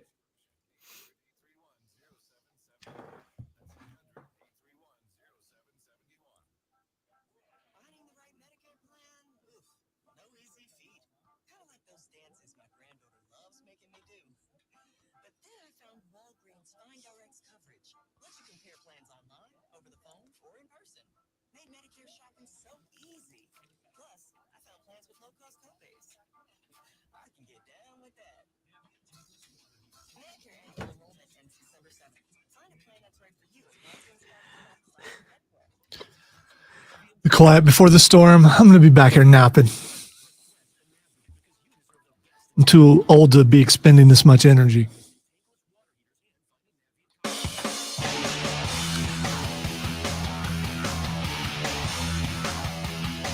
The Rob Brown Show rolls on. This is the Fan Upstate. Rob and Lonzo and you, and joining us now, ordinarily on Thursdays, but we got bumped yesterday. I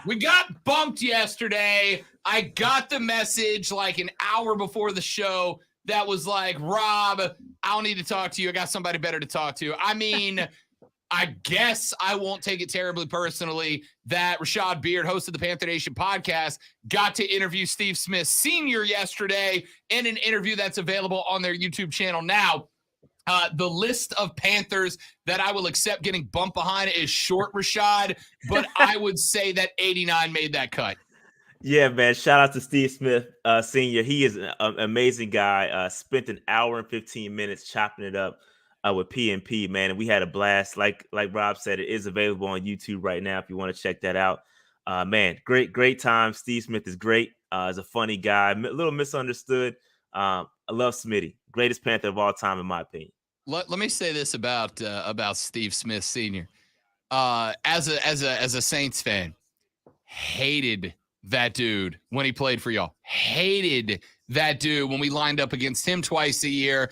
However, Steve Smith Sr., the Panther analyst and television dude, has rapidly become one of my favorite because that dude does not give a bleep and will just say what needs to get said. He has been like, there's a list of players, Shad, that you love them when they're players, and then you find out who they are as people, and it kind of takes away from that. Yeah. And then there's the opposite, where you hated them as a player, but then when they move on, you're like, I kind of want to grab a beer with Steve Smith. Yes, and listen, he talked about that too. He talked about his personality and what happens when the red light is on. He calls it the red light. And when the camera's on, people tend to do some things out of themselves. And he definitely talked about that. He said that he's trying to tone it down a little bit with going at people so hard. So he talks about that all throughout the interview. It's great, a great listen. If you got an hour and 15 minutes while you're driving, check it out. Yeah, I put the first 10 away yesterday, and it starts out strong, and I can't imagine it doesn't get better. But hey, listen, he took some shots at Dave's background. I posted the clip. If you looked at that, man, that was before the interview even got started. I mean, he came in hot. He said, hit the record button, and it just went in. It was great. It was great. He's a great guy. Rashad Beard, host of the Panther Nation podcast. That interview with Panther legend Steve Smith is up on their YouTube channel, as are all their other videos. I went live last night right after the news broke. I saw that you guys had your video posted as well. Christian McCaffrey is now a San Francisco 49er. Let me tell you the debate that Lonzo and I have been having and see where you fall down on it. Zoe said, you have just traded away the face of your franchise. You have just traded away the best asset this team has right now. You have just basically slapped the fans in the face and said the one thing that was worth coming to see on a 1-5 team is no longer there. My take is the opposite. CMC provides great value to a team right now, but a 1-5 team does not need to be valuing what they can accomplish right now. They've got to be looking at 23, and in my opinion, 24 as the turnaround year, and the value of 4 draft picks, including a 2nd, 3rd, and 4th, plus a 5th in 24. The value that you can get out of those picks is greater for the 2024 Panthers than the value that Christian McCaffrey at 29 years old would be at that point in his career.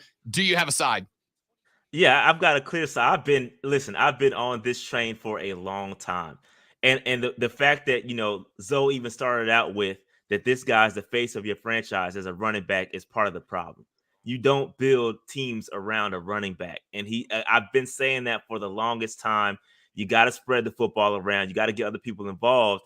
And I did not like the extension when it happened. I feel like we should have traded at the peak when his value was the highest before the extension. Because if you look at it, we extended Christian McCaffrey 2 years before his deal ended. He would have been a free agent this year. So had we stayed the course and traded him right before he got all the injuries, we would have been fine. And so I'm on the side of, listen, Christian McCaffrey is a great individual player. Awesome. But like we're sitting here with 1-5. It does not equate to victories with the way the team is constructed. So I agree that you have to look towards the future. You have to look to the future. You have to build the team the right way around a quarterback with a good head coach. And that's not how it was done. We tried to piecemeal it. We tried to piecemeal the process. And now we are full on naturally tanking. This is what a natural tank should look like. And I've always said the Panthers have to become sellers. That's what we've done. You traded Robbie Anderson, you traded Christian McCaffrey, you're acquiring these picks. And that's how a rebuild is supposed to be done. All right. So the other concern Zoe has is that we are, and stop me if I misinterpret what you've said here, Zoe. No, I'm sitting out. The other fear he has right now is that the Panthers just entered fire sale mode. And I am not saying the Panthers are done. There are possibly more moves. I've heard Shaq's name has been brought up as a possibility, but I've also said the foundation of this team, the J.C. Horns, the Jeremy Chins, the Ickeys, the Burnses, those guys aren't on the table right now, because while we look to the future, and I think there's a chance we're better next year, but contenders in 2024, if this is played the right way, you need that foundation. And the good news is, it's not like the Panthers are sitting here and they got a bunch of aging vets that in 2 years are not going to be worth their salt. The foundation of this team is young and strong, and you can build on that by keeping them in-house. I'm not saying there are no more moves, but I'm saying, Shaw, we got a real good foundation that's built. So the guys like Burns and Brown, they're not going anywhere. Folks can take a deep breath there. Yes, it's almost like you've been listening to me, Rob. So I think Almost.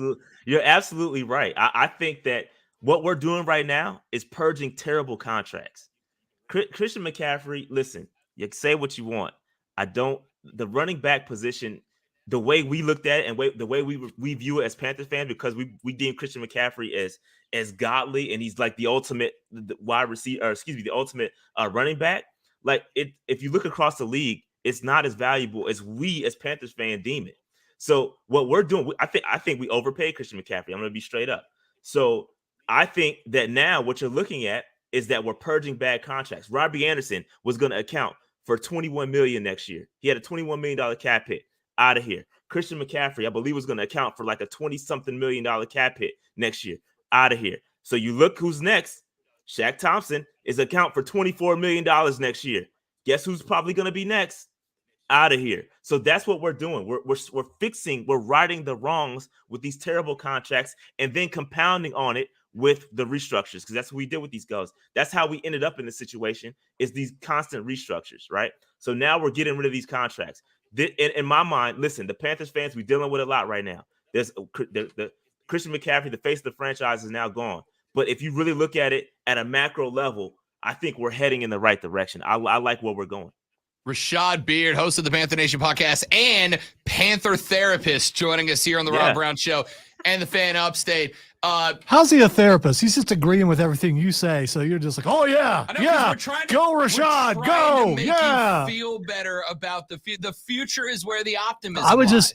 just because Rashad seems to be sensible, not what I've been dealing with for this entire show. So how are the Panthers now not Jacksonville?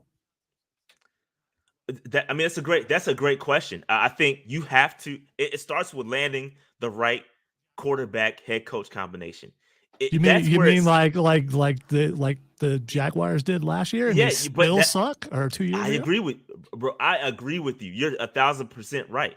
It's a two-part process, but that shouldn't prevent you from making the right moves, right? You shouldn't anticipate making a bad move, right? You have to get rid of these guys to then hope that you can make the right moves. Hopefully, we learn from the Matt Rule experiment. Hopefully, we learn from bringing in these college coaches and not doing it the right way. That's the hope. Now, if we don't do that, then absolutely right. We're going to be right here where we are. Christian McCaffrey or not, a 5-win team. So what's the difference? So I'm going to use I think 5 wins is kind of a upgrade. Kind of being wishful right now.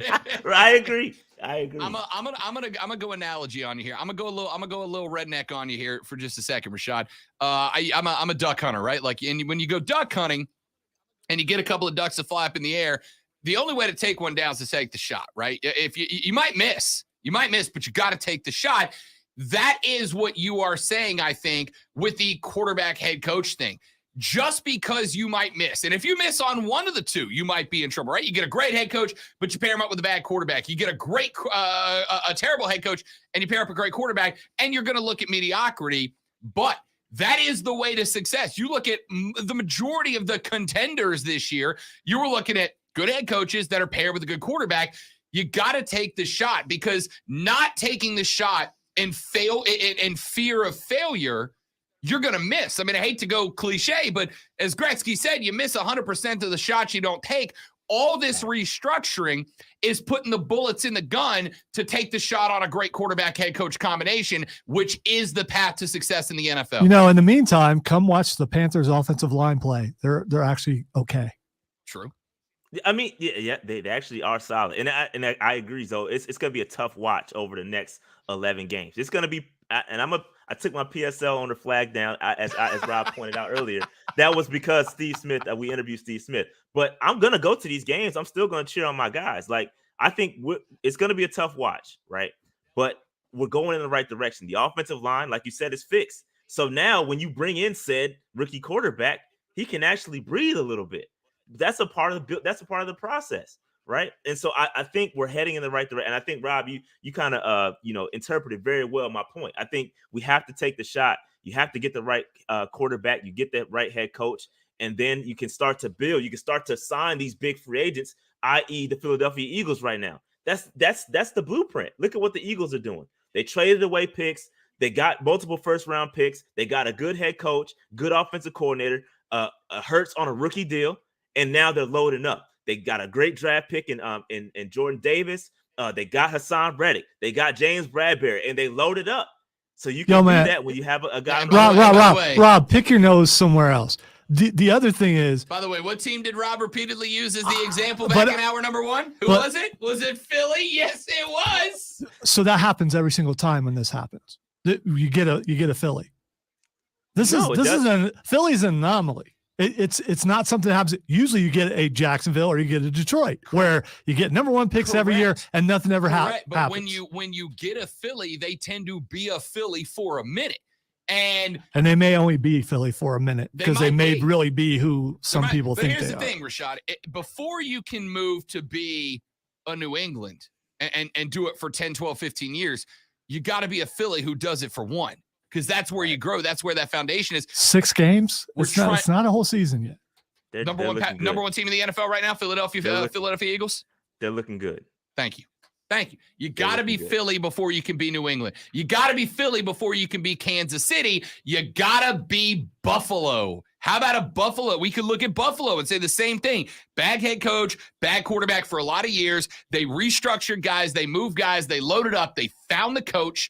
They found the quarterback. And now Buffalo is the AFC favorite. Buffalo took the best parts out of Carolina. That's why they're successful.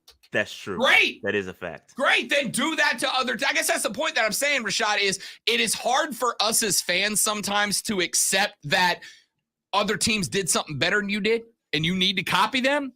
But that's what we got to do right now, is acknowledge that Buffalo and Philly have done what we now need to do, and we need to copy them.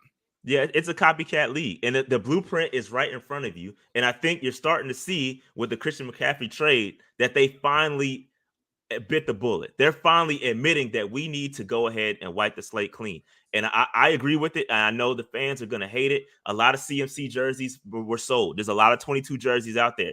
And if you got the fan insurance, make sure you bought it within a year. Go trade it in and try to get something else. Right now, I know it's probably hard to find another player to What what player you get a jersey from? I know. I guess you can get an Icky jersey. You can get an Icky jersey. I'll rock an offensive line jersey. I don't care. It's tough. You grab a JC Horn jersey or something. Yeah. Make sure you take advantage of your fan insurance if you got it. But it's going to be tough. It's going to be a tough sell for the next 11 games. But this is part one. And if they execute, we're going to be looking back at this moment 2 years from now, and you're going to be saying, Shah, you were right once again. You hit the nail on the head once again. And it's a big if, and Zoe is right too. It's a big ask. If they land the head coach and they land the quarterback, we're going to be just fine. See, Rashad knows what he's talking about.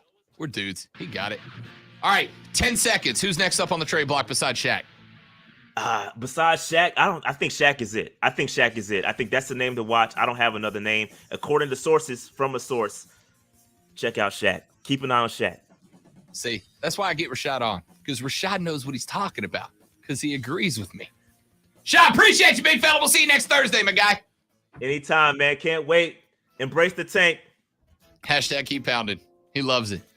We'll see you next week. That's Rashad Beard, host of the Panther Nation podcast. Find them on YouTube. Steve Smith Conversations up. It's great. Back after this on the Rob Brown Show on the Fan Upstate.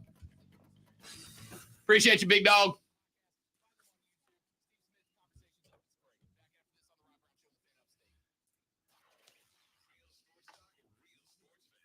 I prematurely faded that bed. That's all good. Happens when you get my age.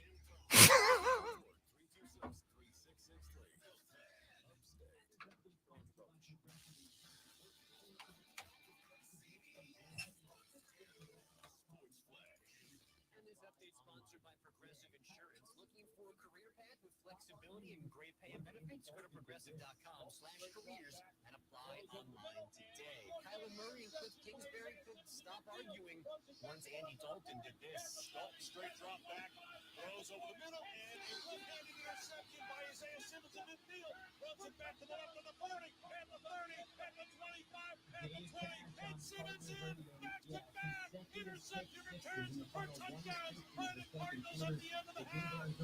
Dave Pash on Cardinals radio, and consecutive pick sixes in the final 150 of the second quarter. They gave Arizona a lead that had never relinquished, winning 42-34 to end an 8-game home losing streak. While all that was happening, the Panthers were sending Christian McCaffrey to the Niners for 4 picks, including a second-rounder this spring. The Astros held off the Yankees 3-2 for a 2-0 lead in the ALCS. Alex Bregman, a 3-run homer. Framber Valdez, 7 strong on the mound. And the Clippers won their season opener 103-97 over Russ and those Lakers 0-2. Yeah, I said I wouldn't talk during that, but was being goaded by the host.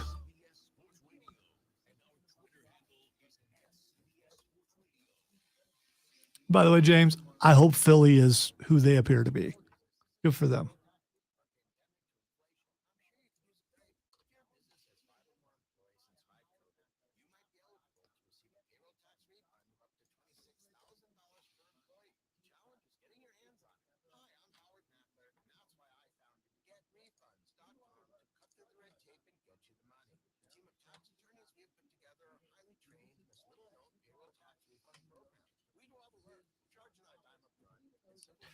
I'd like to say welcome back to the bots.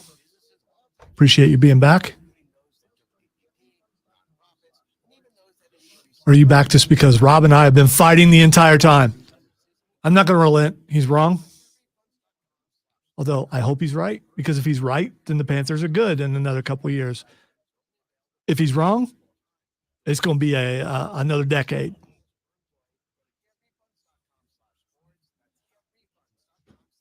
I hope I got a couple decades in me, but I don't know. I'm getting older.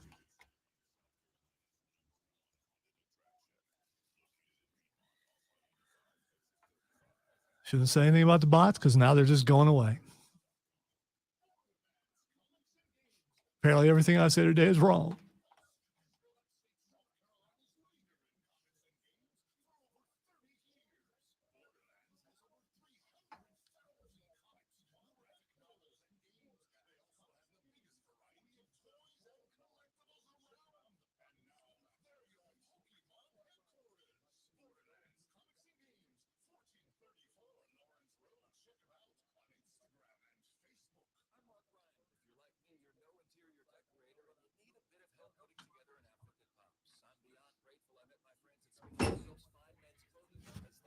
My hurt is causing me to not be able to cipher very well.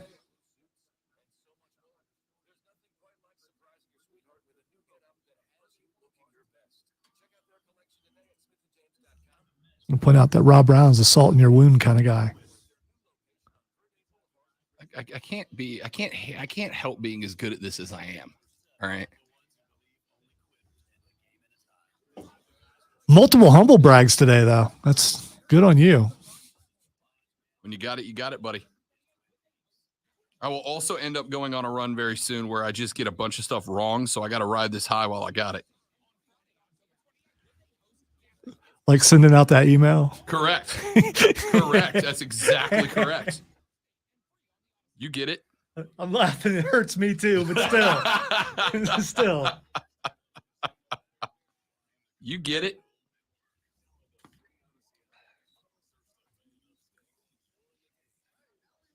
They may be back a little bit. I mean, how many of y'all have sent an email directly to your bosses bragging about something? Because I did. And I'm not ashamed of it. Then the very next day, the thing you bragged about just completely disappeared.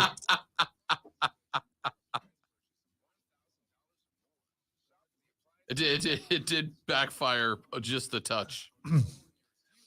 We still have people we can blame for that, though. And, I'm all for doing that. And very much do.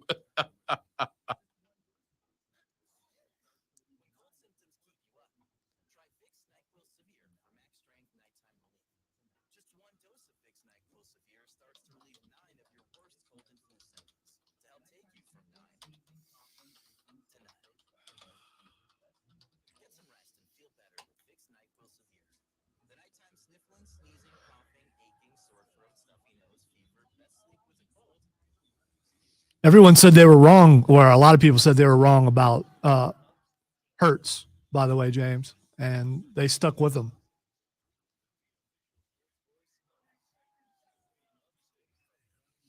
I really enjoy when the national sports media are wrong. I find it funny. Because I'm also interested in how they handle being wrong. Will they admit to it, or will they just move on? You know what the solution to that is? Just don't be wrong.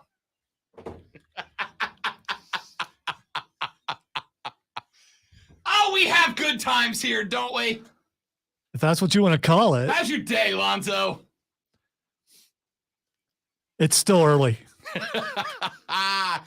Welcome back, ladies and gentlemen. The third, the final, the best, the money hour of the Rob Brown Show goes right this very second. We are going to be joined here in just a moment from right now by John and Jarrell. John Epps, Jarrell Hendricks of the Moving the Chains podcast are on their way. They'll be joining us here in just seconds, and we are going to take a look at the high school football schedule for this evening. And it's a good one. Burns is off tonight. No Burns football tonight, as the Rebels could not have caught the bye week at a better time.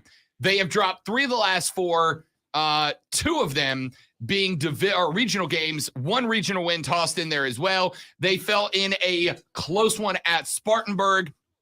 And then last Friday, my freaking goodness, a whale of a football game, just like we thought that it was going to be. They went on the road to Dorman, and Dorman's kicker, who had missed a couple from dramatically shorter, ends up knocking through a 44-yard field goal for the win, and the Rebels get walked off by the Cavaliers in that one. It was a fantastic football game, but a heartbreaker for the Burns Rebels.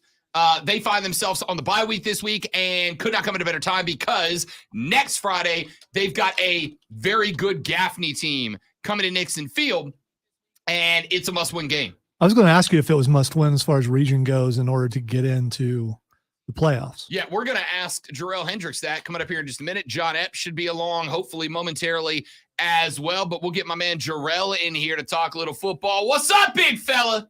How you doing today? Doing good, buddy. How the heck are you? Man, it's Friday, week 9. That's right. Crazy. That's right. John Epps is here as well. What's up, big boy? What's going on, Rob? Feeling good. I love it. I love to hear it, man. Glad to have you boys on. And let's start with that. No Burns games, and I'll start with you, Jarrell. Last week against Dorman was as good of a high school football game as I have seen in a very, very long time. Dorman's kicker misses a pair inside of 35, but then knocks through a 44-yarder to walk off the Rebs. Knowing now that you're sitting in 1-2, if you're the Burns Rebels, you got Gaffney coming to the house next week. As somebody who's maybe a little bit more unfamiliar with the playoff structure that Burns is looking at right now, how important is that Burns Gaffney game now next Friday? Yeah, it's big, but it's not huge. I mean, they're pretty much locked in with their region because I don't anticipate that Bowling Springs is going to be able to win a game in the region just because it's so tough. So regardless, they're going to be a 3 or a 4 seed, so they're going to have to go on the road. The difference is it's a much easier battle as a 3 seed playing a 2 seed as opposed to having to play a 1, kicking this thing off. So it is a big game, not huge because you're not going to be able to play at home. But it's still a challenge. It's a much easier battle, like I said, trying to play that 2 seed instead of a 1. John Epps, give me your thoughts on these Rebels right now, because the losses. You look at the loss to West Florence. That's a really good West Florence team. You look at the loss on the road at Spartanburg. I think a better Spartanburg team than a lot of people thought they were going to be. And then obviously we know Dorman's kind of become a monster the last couple of years. The losses that Burns has right now aren't terrible losses for the most part, but they also had playoff game feel, and it's the type of games that you would think that Burns needs to learn how to put away, which to me, this Gaffney game is less about playoff seeding, John Epps, and more about can Burns find that final gear to start finishing these games if they want to make some noise in the playoffs. Yeah, absolutely. Burns wants to do what they plan to do in the playoffs and make a deep run, challenge to get to Columbia for the Weekend of Champions. They got to close out those close games. And they're good enough. They got the talent to play a close game with anybody in the state. And it just comes down to really in those moments, it's details. Can you lock in on the details? Can you make the plays? In these close games, it's maybe 2 or 3 plays that make the difference. And it's just to get a little bit sharper. They can do that. They're capable, but it's much easier said than done. Yeah, a lot of playmakers for the Burns Rebels, and now it's just a matter. I think it's, and I've said this all season since week 1.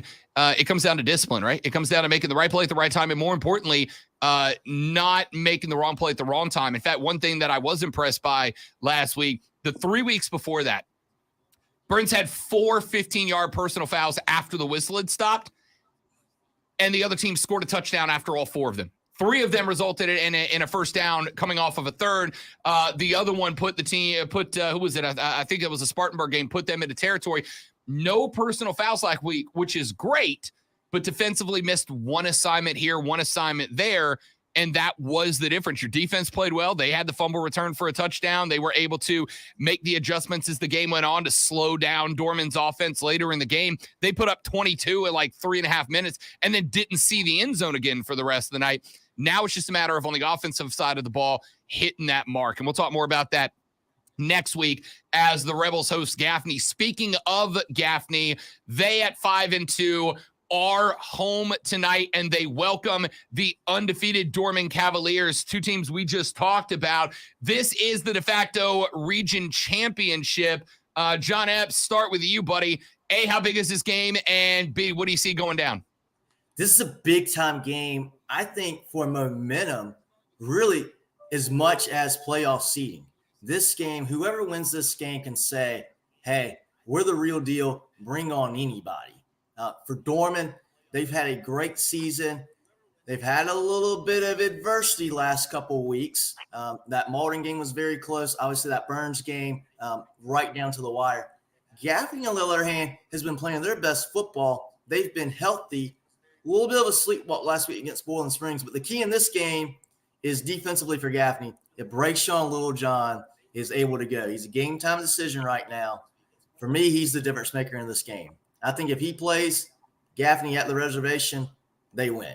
If not, Dorman's got too much firepower. DJ Porter, Foster back in the backfield. they'll be just a little bit too much, I think, for the Indians. Yeah, Jarrell, and looking at this game, it's kind of interesting to me because you talk about that game last week. That Bowling Springs team is interesting because they're a team that, on paper doesn't really have the talent of Dorman, doesn't have the talent that Gaffney brings to the table, but they're not a team that's going to lay down. I mean, they came out and they punched Burns a lot earlier in that game before Burns was able to pull away via the war of attrition late. But Dorman and Gaffney's been beaten twice. Dorman last week needed a miracle to get away from Burns. Neither one of these teams is in full-on God mode at this point. This one could be an absolute slugfest, Jarrell. Yeah, there's so much parity at the top of 5A football right now. And then just going to that region and Region 2, there's like all those programs are really good. Like you mentioned, Bowling Springs, that's a testament to the coach that they got in Matt Reel. They're just don't have the pieces yet, but they're going to be someone that's going to be reckoned with for the next couple of years as they continue to build that program out. And like you said, both of these teams that are playing are not invincible. They've shown some chinks in the armor the last few weeks, but that's expected in football. You get dinged up. I mean, there's a lot that goes into it. It's hard to get up and win these games every week. But I like to give Dorman the edge even at the reservation here because they've answered the bell no matter how close it's been every single time this year. And I just love that running game that the Cavaliers possess. Gaffney, it's basically strength on strength.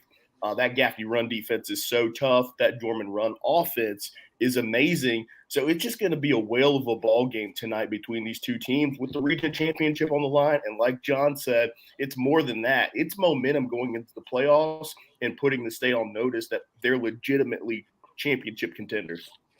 All right, let's take a look at this one. Christchurch taking on St. Joseph's, a pair of 7-1 teams, and this one and a pair of teams that are coming off wins, although St. Joe's was on the bye last week. Jarrell, walk me through this one. Yeah, this is more critical, I would say, for St. Joe's because they had that early region loss to Southside Christian, who was, a team that, lost some difficult games early in the season. But as soon as they started playing in-state teams here, they've really turned it on.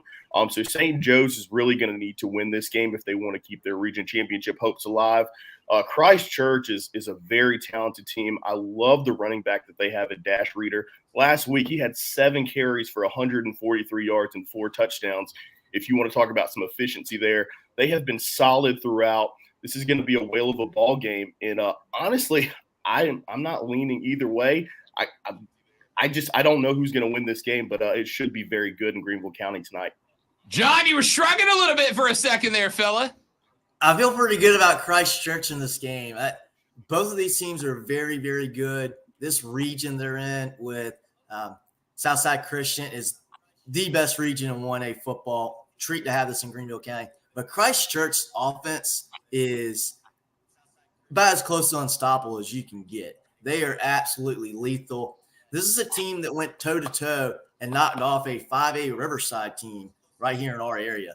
They are legit. Don't worry about the 1A next to their classification. They're very good. I like Christchurch. I think it's going to be a good game. I think it could be a high-scoring game. I like Christchurch in this. By the way, 2 things about Dash Reader. Number 1, Dash Reader is an incredible running back name.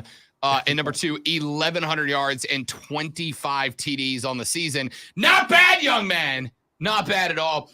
Malden is at Hillcrest, and this one's kind of interesting. Hillcrest took their first L to TL Hanna last week. Malden had a pretty spectacular showing a couple of weeks ago. So despite having a 1-7 versus a 7-1 in the Golden Strip rivalry, Phyllis, this is one of those games that you circle and go, on paper it's over before it starts, but on the field where things happen, don't they, John Epps? That is right. That's why we play the game. And what's awesome about this series, the Golden Strip rivalry, Malden leads the series 34-33. So Hillcrest has to have this game to even up the rivalry.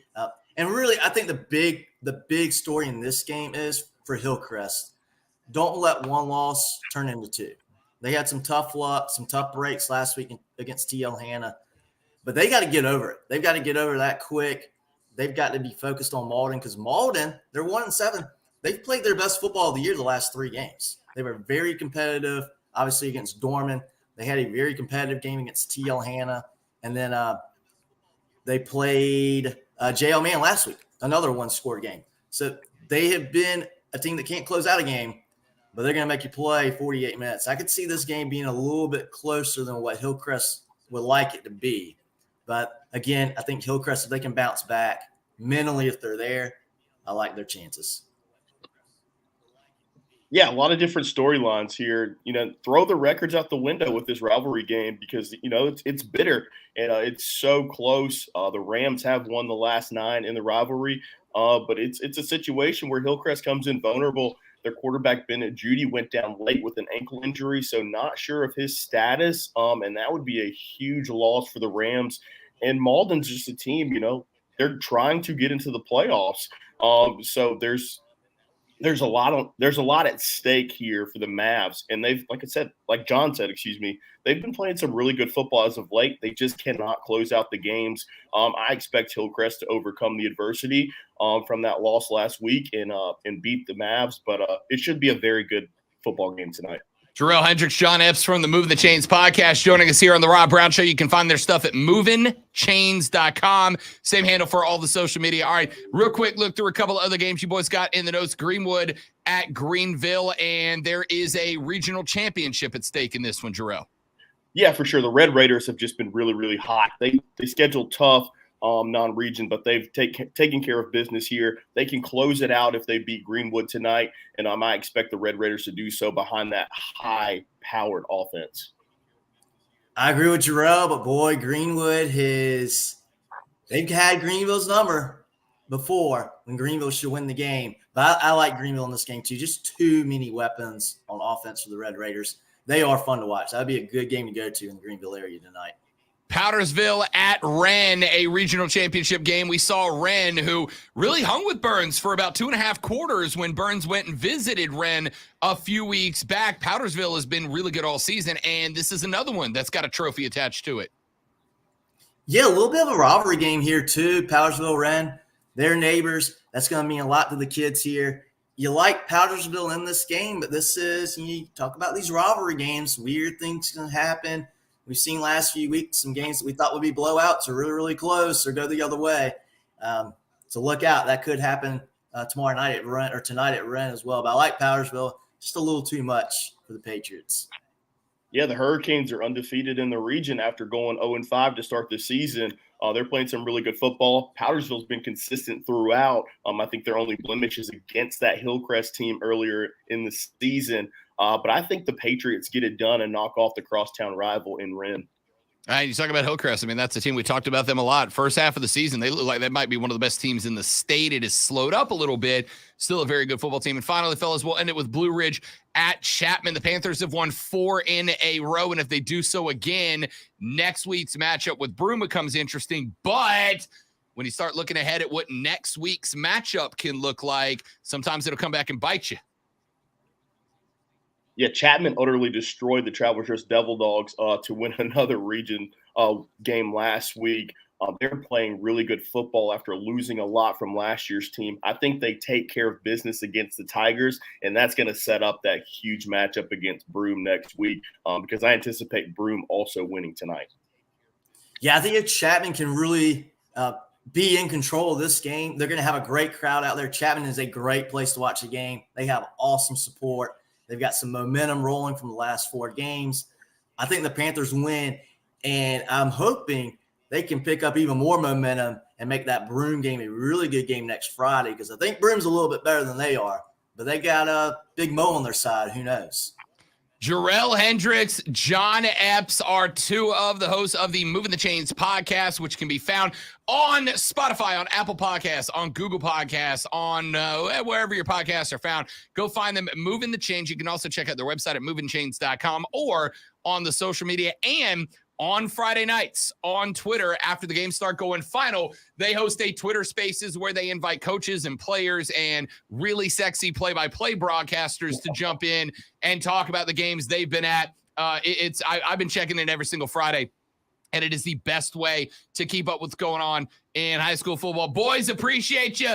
What game y'all going to be at tonight? We're actually heading down to Barnwell, South Carolina. They take on Woodland in a huge 2A matchup. This is 2 top 5 teams. So really excited about seeing the War Horses and the Wolverines match up tonight down there in the lower state. The War Horses. The War Horses. Barnwell. Have you ever heard of a football team called the War Horses? I have now. I have now. They're a load. They're behind senior running back Tyler Smith. This kid's about 225, running over everybody. I think he's got 2,000 yards on the season, so it's going to be a lot of fun. Might be the best player in the state. He is That's fantastic. Very good. That's the War Horses. I love it. Fellas, have a safe trip. We will see you boys back here next Friday to break it all down for the final weekend or final Friday night of the regular season. Thanks, Sounds good, Rob. We'll see you then. You got it. John Epps, Jarrell Hendricks from the Moving the Chains podcast. We appreciate them coming on every single week, and they will be back next week to do it all over again. When we come back, it's Friday. When you say War Horses, I just think of Russell Wilson. The War Horses. I just laugh. Let's War ride. Horses. Let's ride. ride with the War Horses. Let's ride. All right, let's take a break. It's Friday. You know what that means. Zoe and I go head-to-head in our Boo Box Bets picks. No punishment for Zoe this week because going 3 days under the weather and then having the windshield cracked on his vehicle earlier this week felt like enough of a punishment. So I don't want to bring the hammer down on him this week. He got off the hook. Will he avoid the Boo Box next Monday? We'll find out next when we come back and make our picks on the Rob Brown Show in the Fan Upstate. I won't. All right, stream, stay right there. Be right back.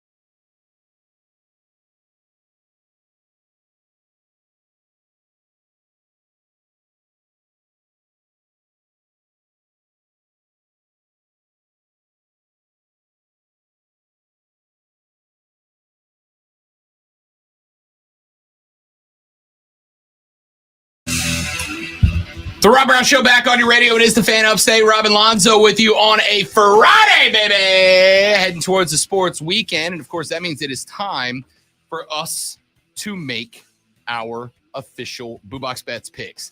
Last week, I went 6-4, including a 4-1 record at the college level. Lonzo went 4-6. On the season, we have mirrored records. Rob is 34-26 on the season. Lonzo is 26-34 on the season. Lonzo did not draw from the BooBox punishments this week because the first 3 days of the week, Lonzo felt like death warmed over. And then the third day of the week, Lonzo's car popped a rock on the way here and split his windshield down the middle.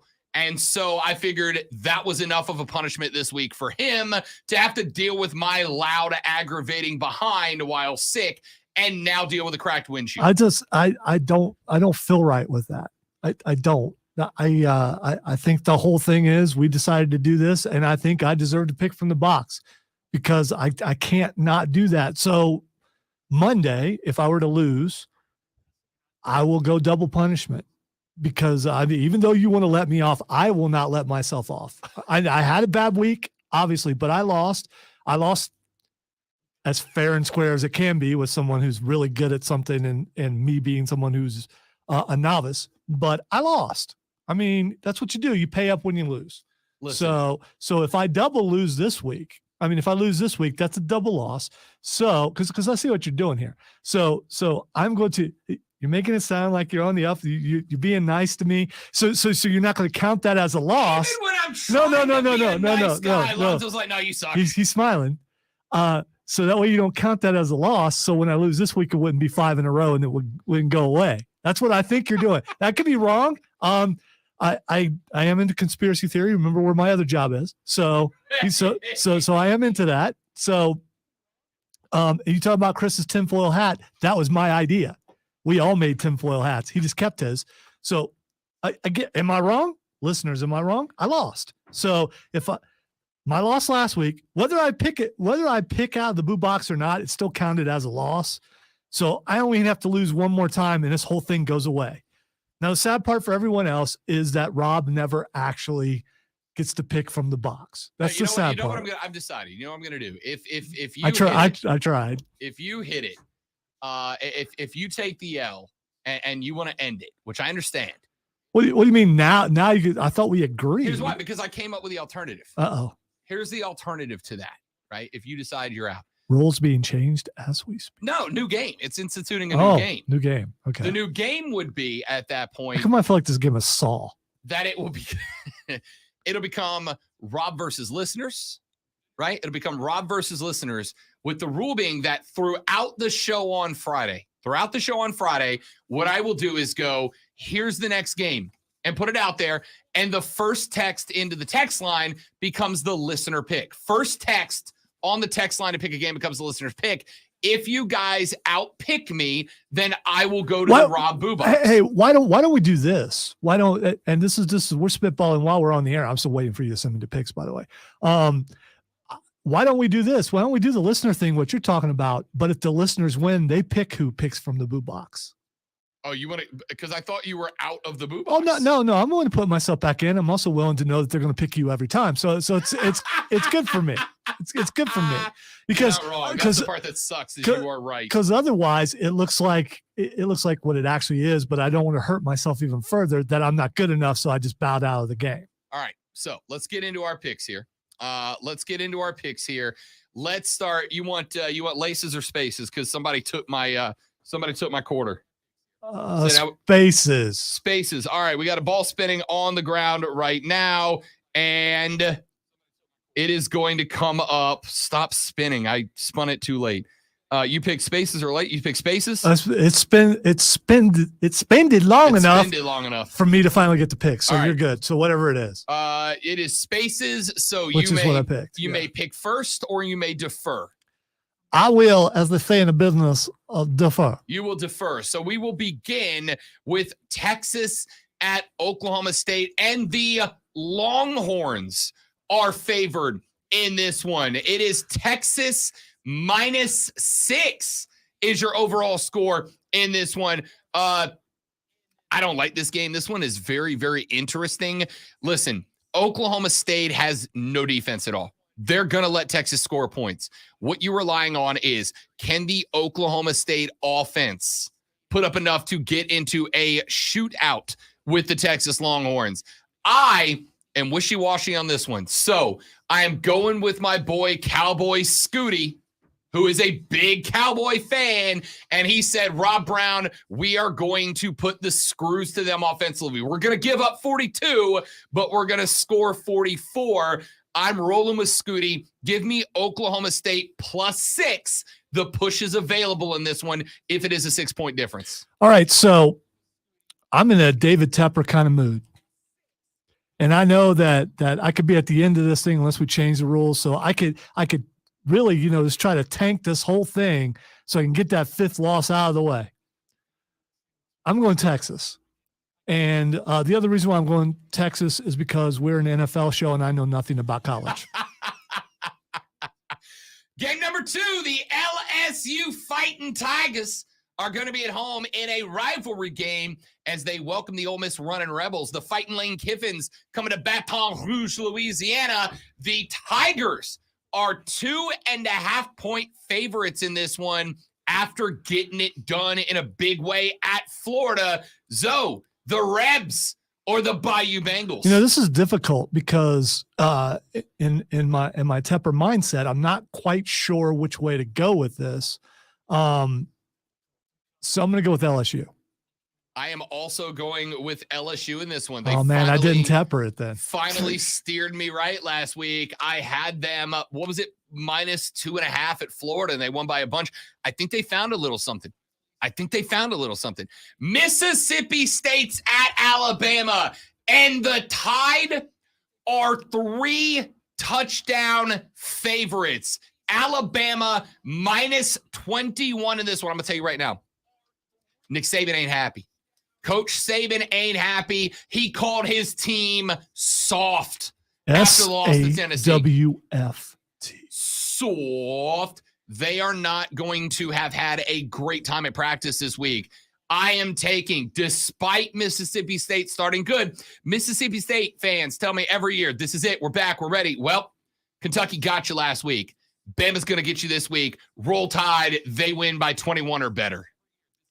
Wow, that's a tough line. That really is. That really is. Bama's going to be pretty angry. I want to Tepper this, but not even Tepper would mess us up. So I'm going to go with Alabama. All right, we both got Bama.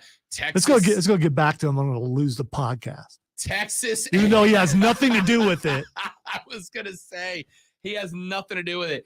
All right, ladies and gentlemen, the Colt visits Columbia this weekend. They show up in their white overalls, do the Aggies of Texas A&M, to take on Shane Beamer's boys. The Aggies are field goal favorites. If you take the Gamecocks, you get to add 3 to the score. Zoe, bat and lead off on this one, buddy. Wow. I'm going to put all that other stuff I was joking about aside, because I don't want to make a billionaire mad at me. This is hard. This is really hard. The time that I went away from my heart, I lost going against South Carolina. I know, I hate this line. Yeah, I don't like it. It would be better. This is a good line. If it was a bigger line, it would be a lot easier. I'm going to go South Carolina on this. Why not? So am I. I like the Gamecocks in this one. I'm not saying they win. I'm saying they cover. They can cover 3. They can make this a 1-score who has the ball last game. And at an even 3, the push is available too, right? So if it's a tie ball game, last team kicks a field goal to win, you at least can walk out of here with 0. I like it. Iowa is at Ohio State. And so the Buckeyes are 30-point favorites in this one. Ordinarily I go through a big breakdown of how and why and who and what and where. I ain't going to. Buckeyes by 50. All right, so Ohio State's going to win this game for sure, but I was pretty certain that they hadn't won by 30 yet this year, and I just went back and looked, and they have not. They haven't beaten anybody by 30. CFP is right around the corner, Yes, though. it And is. Style points are if you're in play. trying to convince Ohio State's going to win this game, I'm going to say they don't cover though, because they haven't scored. They haven't beat a team by 30 all year. It's been in the upper 20s, but it hasn't been 30 yet. All right, so we wrap up our college picks with 2 games different. We agree on LSU, Bama, and Carolina covering. I've got the Cowboys of Okie State covering up 6 on Texas, being inside of 6 of Texas. And I have got the Buckeyes winning by 30 or better. Zoe goes the other direction. And those 2, let's move to the Nash Football League. Why'd you even put this on there? Why'd you put this on there? Because I knew we would be having a lot of Carolina discussion this You week. wound me, sir. Tampa Bay. Oh, there's another game on here that will wound me also I because know. I'm very uncertain about. Tampa Bay is minus 13 at CMC-less Carolina. Wow. The Cats got to be with 13 or closer at the end of this one, and Zoe gets to bat leadoff here. I can really be Tepper here because in order to do what he's trying to do and, tank, they need to lose every game. But the Bucks have been not great at 500, losing to the Steelers last week. As of this moment, even though I don't have it up yet, Carolina hasn't gotten rid of any defensive players Not yet. And I believe Frankie Louvu is supposed to be back. Frankie Louvu being back would be bad for Tom.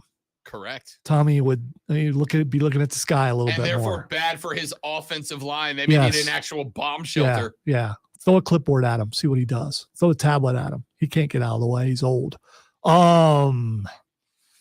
Wow. Push is available at 13. I would say that Carolina has only got their butts kind of whipped once, Yeah. even if that. Yep. I'm going to say Tampa doesn't cover. All right. He's taking the Cats. I am taking the Buccaneers in this one. You couldn't score with Christian McCaffrey. It's not about scoring. It's about keeping them from scoring 14. We're going to find out. Atlanta is at Cincinnati. By the way, Bengals. real quick, I want to point out that Carolina is averaging one. I think they're averaging 1 defensive touchdown a game. It's very close. It's very close. And Tom One could do it. Tommy Boy could very well throw an interception or get hit and fumble the ball, which he's done a lot more, I think, this year. All right, next game. My bad. Falcons, Bengals. This one's going to be in Cincinnati. I have written my apology letters to Marcus Mariota. I feel terrible about the things I said preseason about Marcus Mariota, but He blocked you on social media. You're dead to him. Joey Burrow and his Bengals hit the next gear last week. They have found the next gear. They put the hurt on New Orleans late in the game. Does Atlanta have a defense? They do. A defense that is giving up more passing yards than anybody else in the National Football League. Does Give it- me Joey B and Jamar. Does it- Since he wins this thing by 7. Does Atlanta have a pass rush? That's what I want to know because, anyone can get through and hit Joe Burrow. His offensive line has been dramatically better the last 3 Have they? weeks. Have they? Really? Dramatically better the Have last they 3 really? weeks. I'm going to go with the Bengals. All right, we both got Cincinnati in that one. Detroit is at Dallas. The Wait. boys. There's a Detroit on here. They've Sure been playing pretty good. They're not winning, but they're playing And pretty good. They've been very good against the spread. They've been surprisingly, they're always underdogs, but they've been very good against the spread. Dallas is -7. Push available in this one as well. Lots of pushes available this week in Vegas. Detroit's at Dallas in this one, and I forgot who's up first. Is it me? Is it you? It's me. All right, go ahead. Or we're going to go with me anyway. All right, so Dak is back from everything that we've heard. Will that make a difference for the Dallas Cowboys? They don't need it to make a difference. They've lost what, 1 game, maybe 2? I don't remember. They've lost 1 for sure last week. Dallas covers. Yeah, I'm taking Dallas to cover 2. Detroit's been good against the spread. Dak is going to be back fresh and healthy, but more importantly, Cowboys have been moving the ball. That being said, God, I want Cooper Rush to start on Sunday. Let the chaos happen. He's not going to. I know he's not, but I want him to. All right. Kansas City is 2-point favorites against San Francisco. Zoe, I'm going Chiefs. If McCaffrey was ready for this game, I might pick San Francisco. I might pick them to cover to make the difference if I'm getting a pair of points. But he's not. He'll be there. I have no idea if he'll be dressed. He's going to San Francisco today. Then he's got to be ready for Sunday. No, he ain't going to be there. Kansas City covers up on Jimmy G and the Niners. All right, so I am going to be rooting. I've never been a San Francisco hater. So I actually rooted for San Francisco against Cincinnati in the first Super Bowl I ever watched. That's when I became a Joe Montana fan. And then when Joe Montana went to Kansas City, I've been at Kansas City ever since. So San Francisco always has a fond place for me.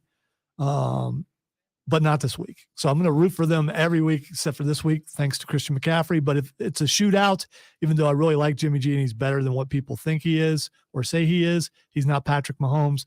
They lost a heartbreaker last week. Patrick Mahomes feels like it was his fault because it was. He threw that interception. He should not have done that. And he's going to come out and he's going to light up San Francisco. Yep, I got them both. We got them both. Kansas City. And wrapping it up, Pittsburgh is at Miami. Tua Tagovailoa should be back this week. The Steelers are 7.5-point dogs in this one. Miami's got to win by 8 or better with Tua back. But don't forget, this is the Steelers team that beat the Buccaneers last week. I'm going all in here. The Miami Dolphins win this game, and they cover the spread. Pittsburgh gave everything they had to Brady last week. Tua's back, Tua's fresh, and Tua is the reason that the Dolphins were 3-0 to open the year and feeling really good about themselves. Unless his bell is still ringing, they're good enough to put points on the board against the questionable Pittsburgh defense. Give me the Fins at home to cover up 7.5, Zoe. Yeah, all those things you said, I'm also going with Miami. All right, so there you go. BooBox Bets picks are in. Texas is -6 at Oklahoma State. I've got the Cowboys. Zoe's riding with the Longhorns. We both got LSU -2.5 against Ole Miss. We've both got Bama -21 over Mississippi State. We both got South Carolina +3 against Texas A&M. I've got Zoe's Buckeyes -30 over Iowa, and Lonzo does not, riding with the Iowa Hawkeyes to be inside of 30. I hate you're saying it that way on purpose. Ohio State's going to win. I just said you've got him inside of 30. I just want people to think that I don't think they're going to win. No, Zoe's picking Ohio State to win, just not by 30. They just ain't beat anybody by 30 all year. Tampa Bay -13 at Carolina. I got the Bucs. Zoe's taking the Cats. Our other 4 NFL picks match up. Both of us, Cincinnati -6.5 over Atlanta. Both of us, Dallas -7 over Detroit. Both of us, Kansas City -2 over San Francisco. And both of us got the Fins -7.5 taking on Pittsburgh. We will check out the BooBox Bets picks on Monday. Still in the hunt for Rob Brown of the BooBox. A VIP trip to Mad World. Drink a beer through a hot dog straw. Eat a giant bowl of Skyline chili on the air. Eat an entire full extra large Papa John's pizza during the show. And no carbonated beverages for a week. Perform a song live on the air. Just some of the punishments in my BooBox that is yet to be only opened. one of those things seems like a punishment for you. It's the Mad World thing. Everything else just seems kind of lame compared to my stuff. I hate the hot dog straw like you hate the man bun. No, I you do. don't. There's no way. There's no way. do. You do not have enough hate in your body to match my hatred for the man bun. And by the way, I will still take more suggestions for the BooBox from you guys. But what's the point? Because he's not going to lose. Texter said, "Fan, is beer carbonated?" Yes. I cannot have beer or soda. Listen, Zoe watches me. I have 2 carbonated drinks a week a day during this show. My favorite cocktails are all soda based, right? Basically, you've limited me to water for a week, and I hate that. Hate it. No beer for a week. Basically, if I'm going to have a drink, it's got to be hard liquor only on a Tuesday. That's the lengths I'm willing to go to entertain you people. All right? The great one, Lonzo's at the helm. My name is Rob Brown. We wrap up our week of broadcasting when we come back. James says Iowa's offense is LOL. Yup. Buckeyes by 50. they're still playing the defense. They're not playing the offense. I'm not talking about I don't think Ohio State's going to score. You might over. shut out Iowa. I hope so. I hope I'm wrong on that. I do. They're going to win. We wrap up the week next on the Rob Brown Show with a fan upstate. Oh, baby.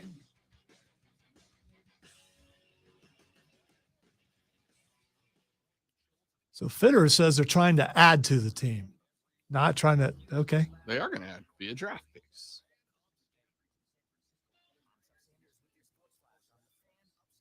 Said it would have to be something astronomical to move one of those guys, talking about Burns and those guys. The only way Which you're means moving it's not out of the realm of possibility. The only way you're moving Brian Burns is if you get an offer you can't refuse.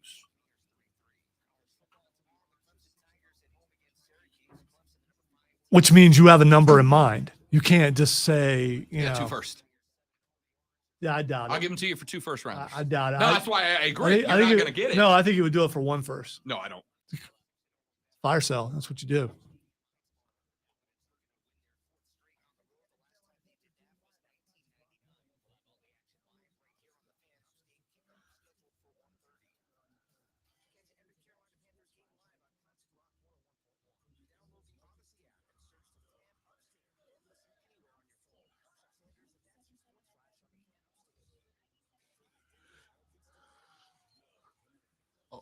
Always live.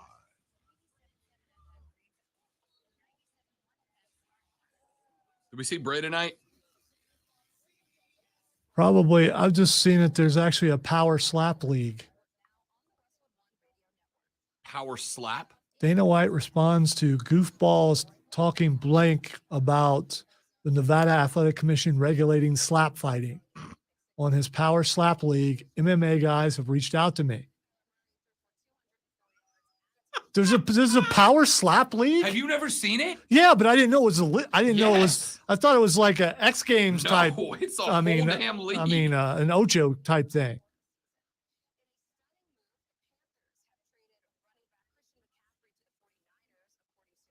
No, these guys are freaking lunatics, dude. Can we challenge the other show to A slap fight? one No, of these- I have no Yeah. desire to let Diesel slap me across the face. Yeah, but you also get to. I mean, you know, there are pros and cons to it. Tell you what, as long as we go host v host, producer v producer, sure.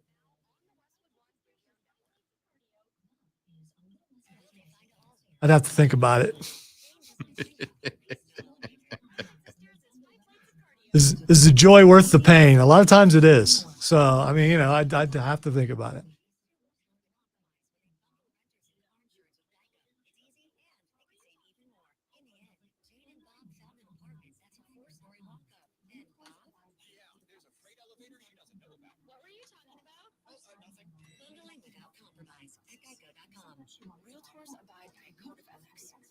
Realtor. Sounds like Skeletor. No, it's the Realtor. I know that that's the correct way to pronounce that word. Your castle will be mine. I am the Realtor.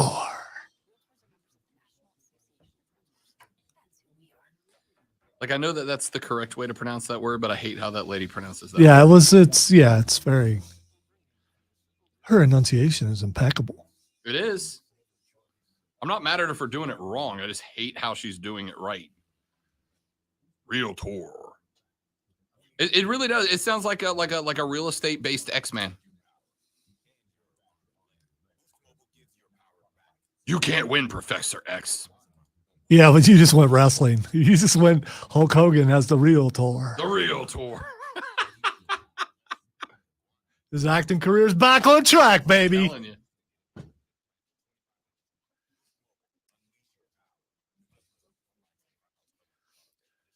Trey, Diesel is deceptively stout. He is very stout. Diesel does not miss chest day.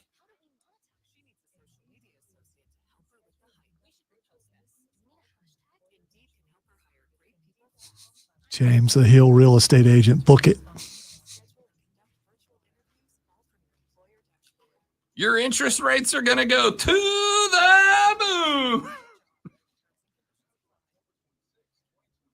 I would like to think that I'm creative enough that you could like give me any profession and I could turn it into a heel.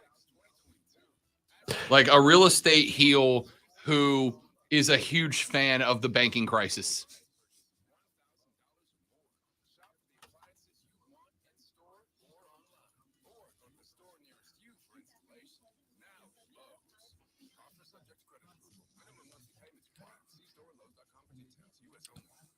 This afternoon, closing with plenty of sunshine, high of 69.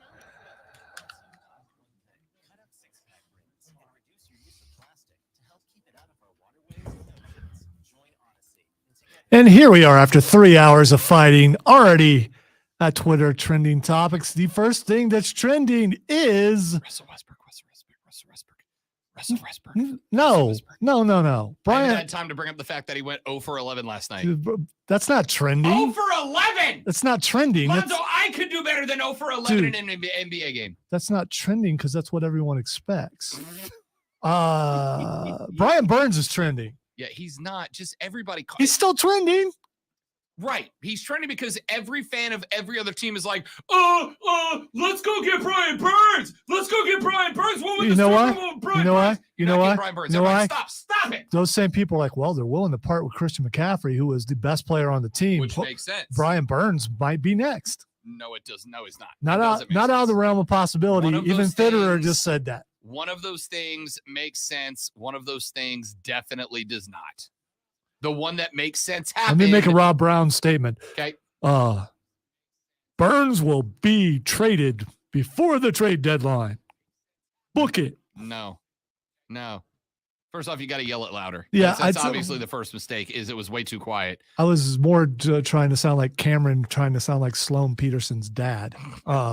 If you get the reference, That's good. multiple levels deep right there. Yeah, I know.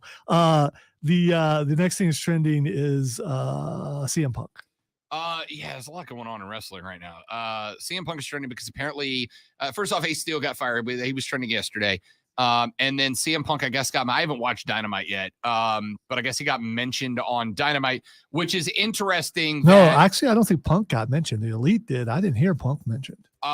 somebody mentioned him somewhere. Did they? Yeah, Okay. that's what I read. I don't know how true or accurate that is yet, but somebody mentioned him somewhere, and it's like has been tearing up the dirt sheets.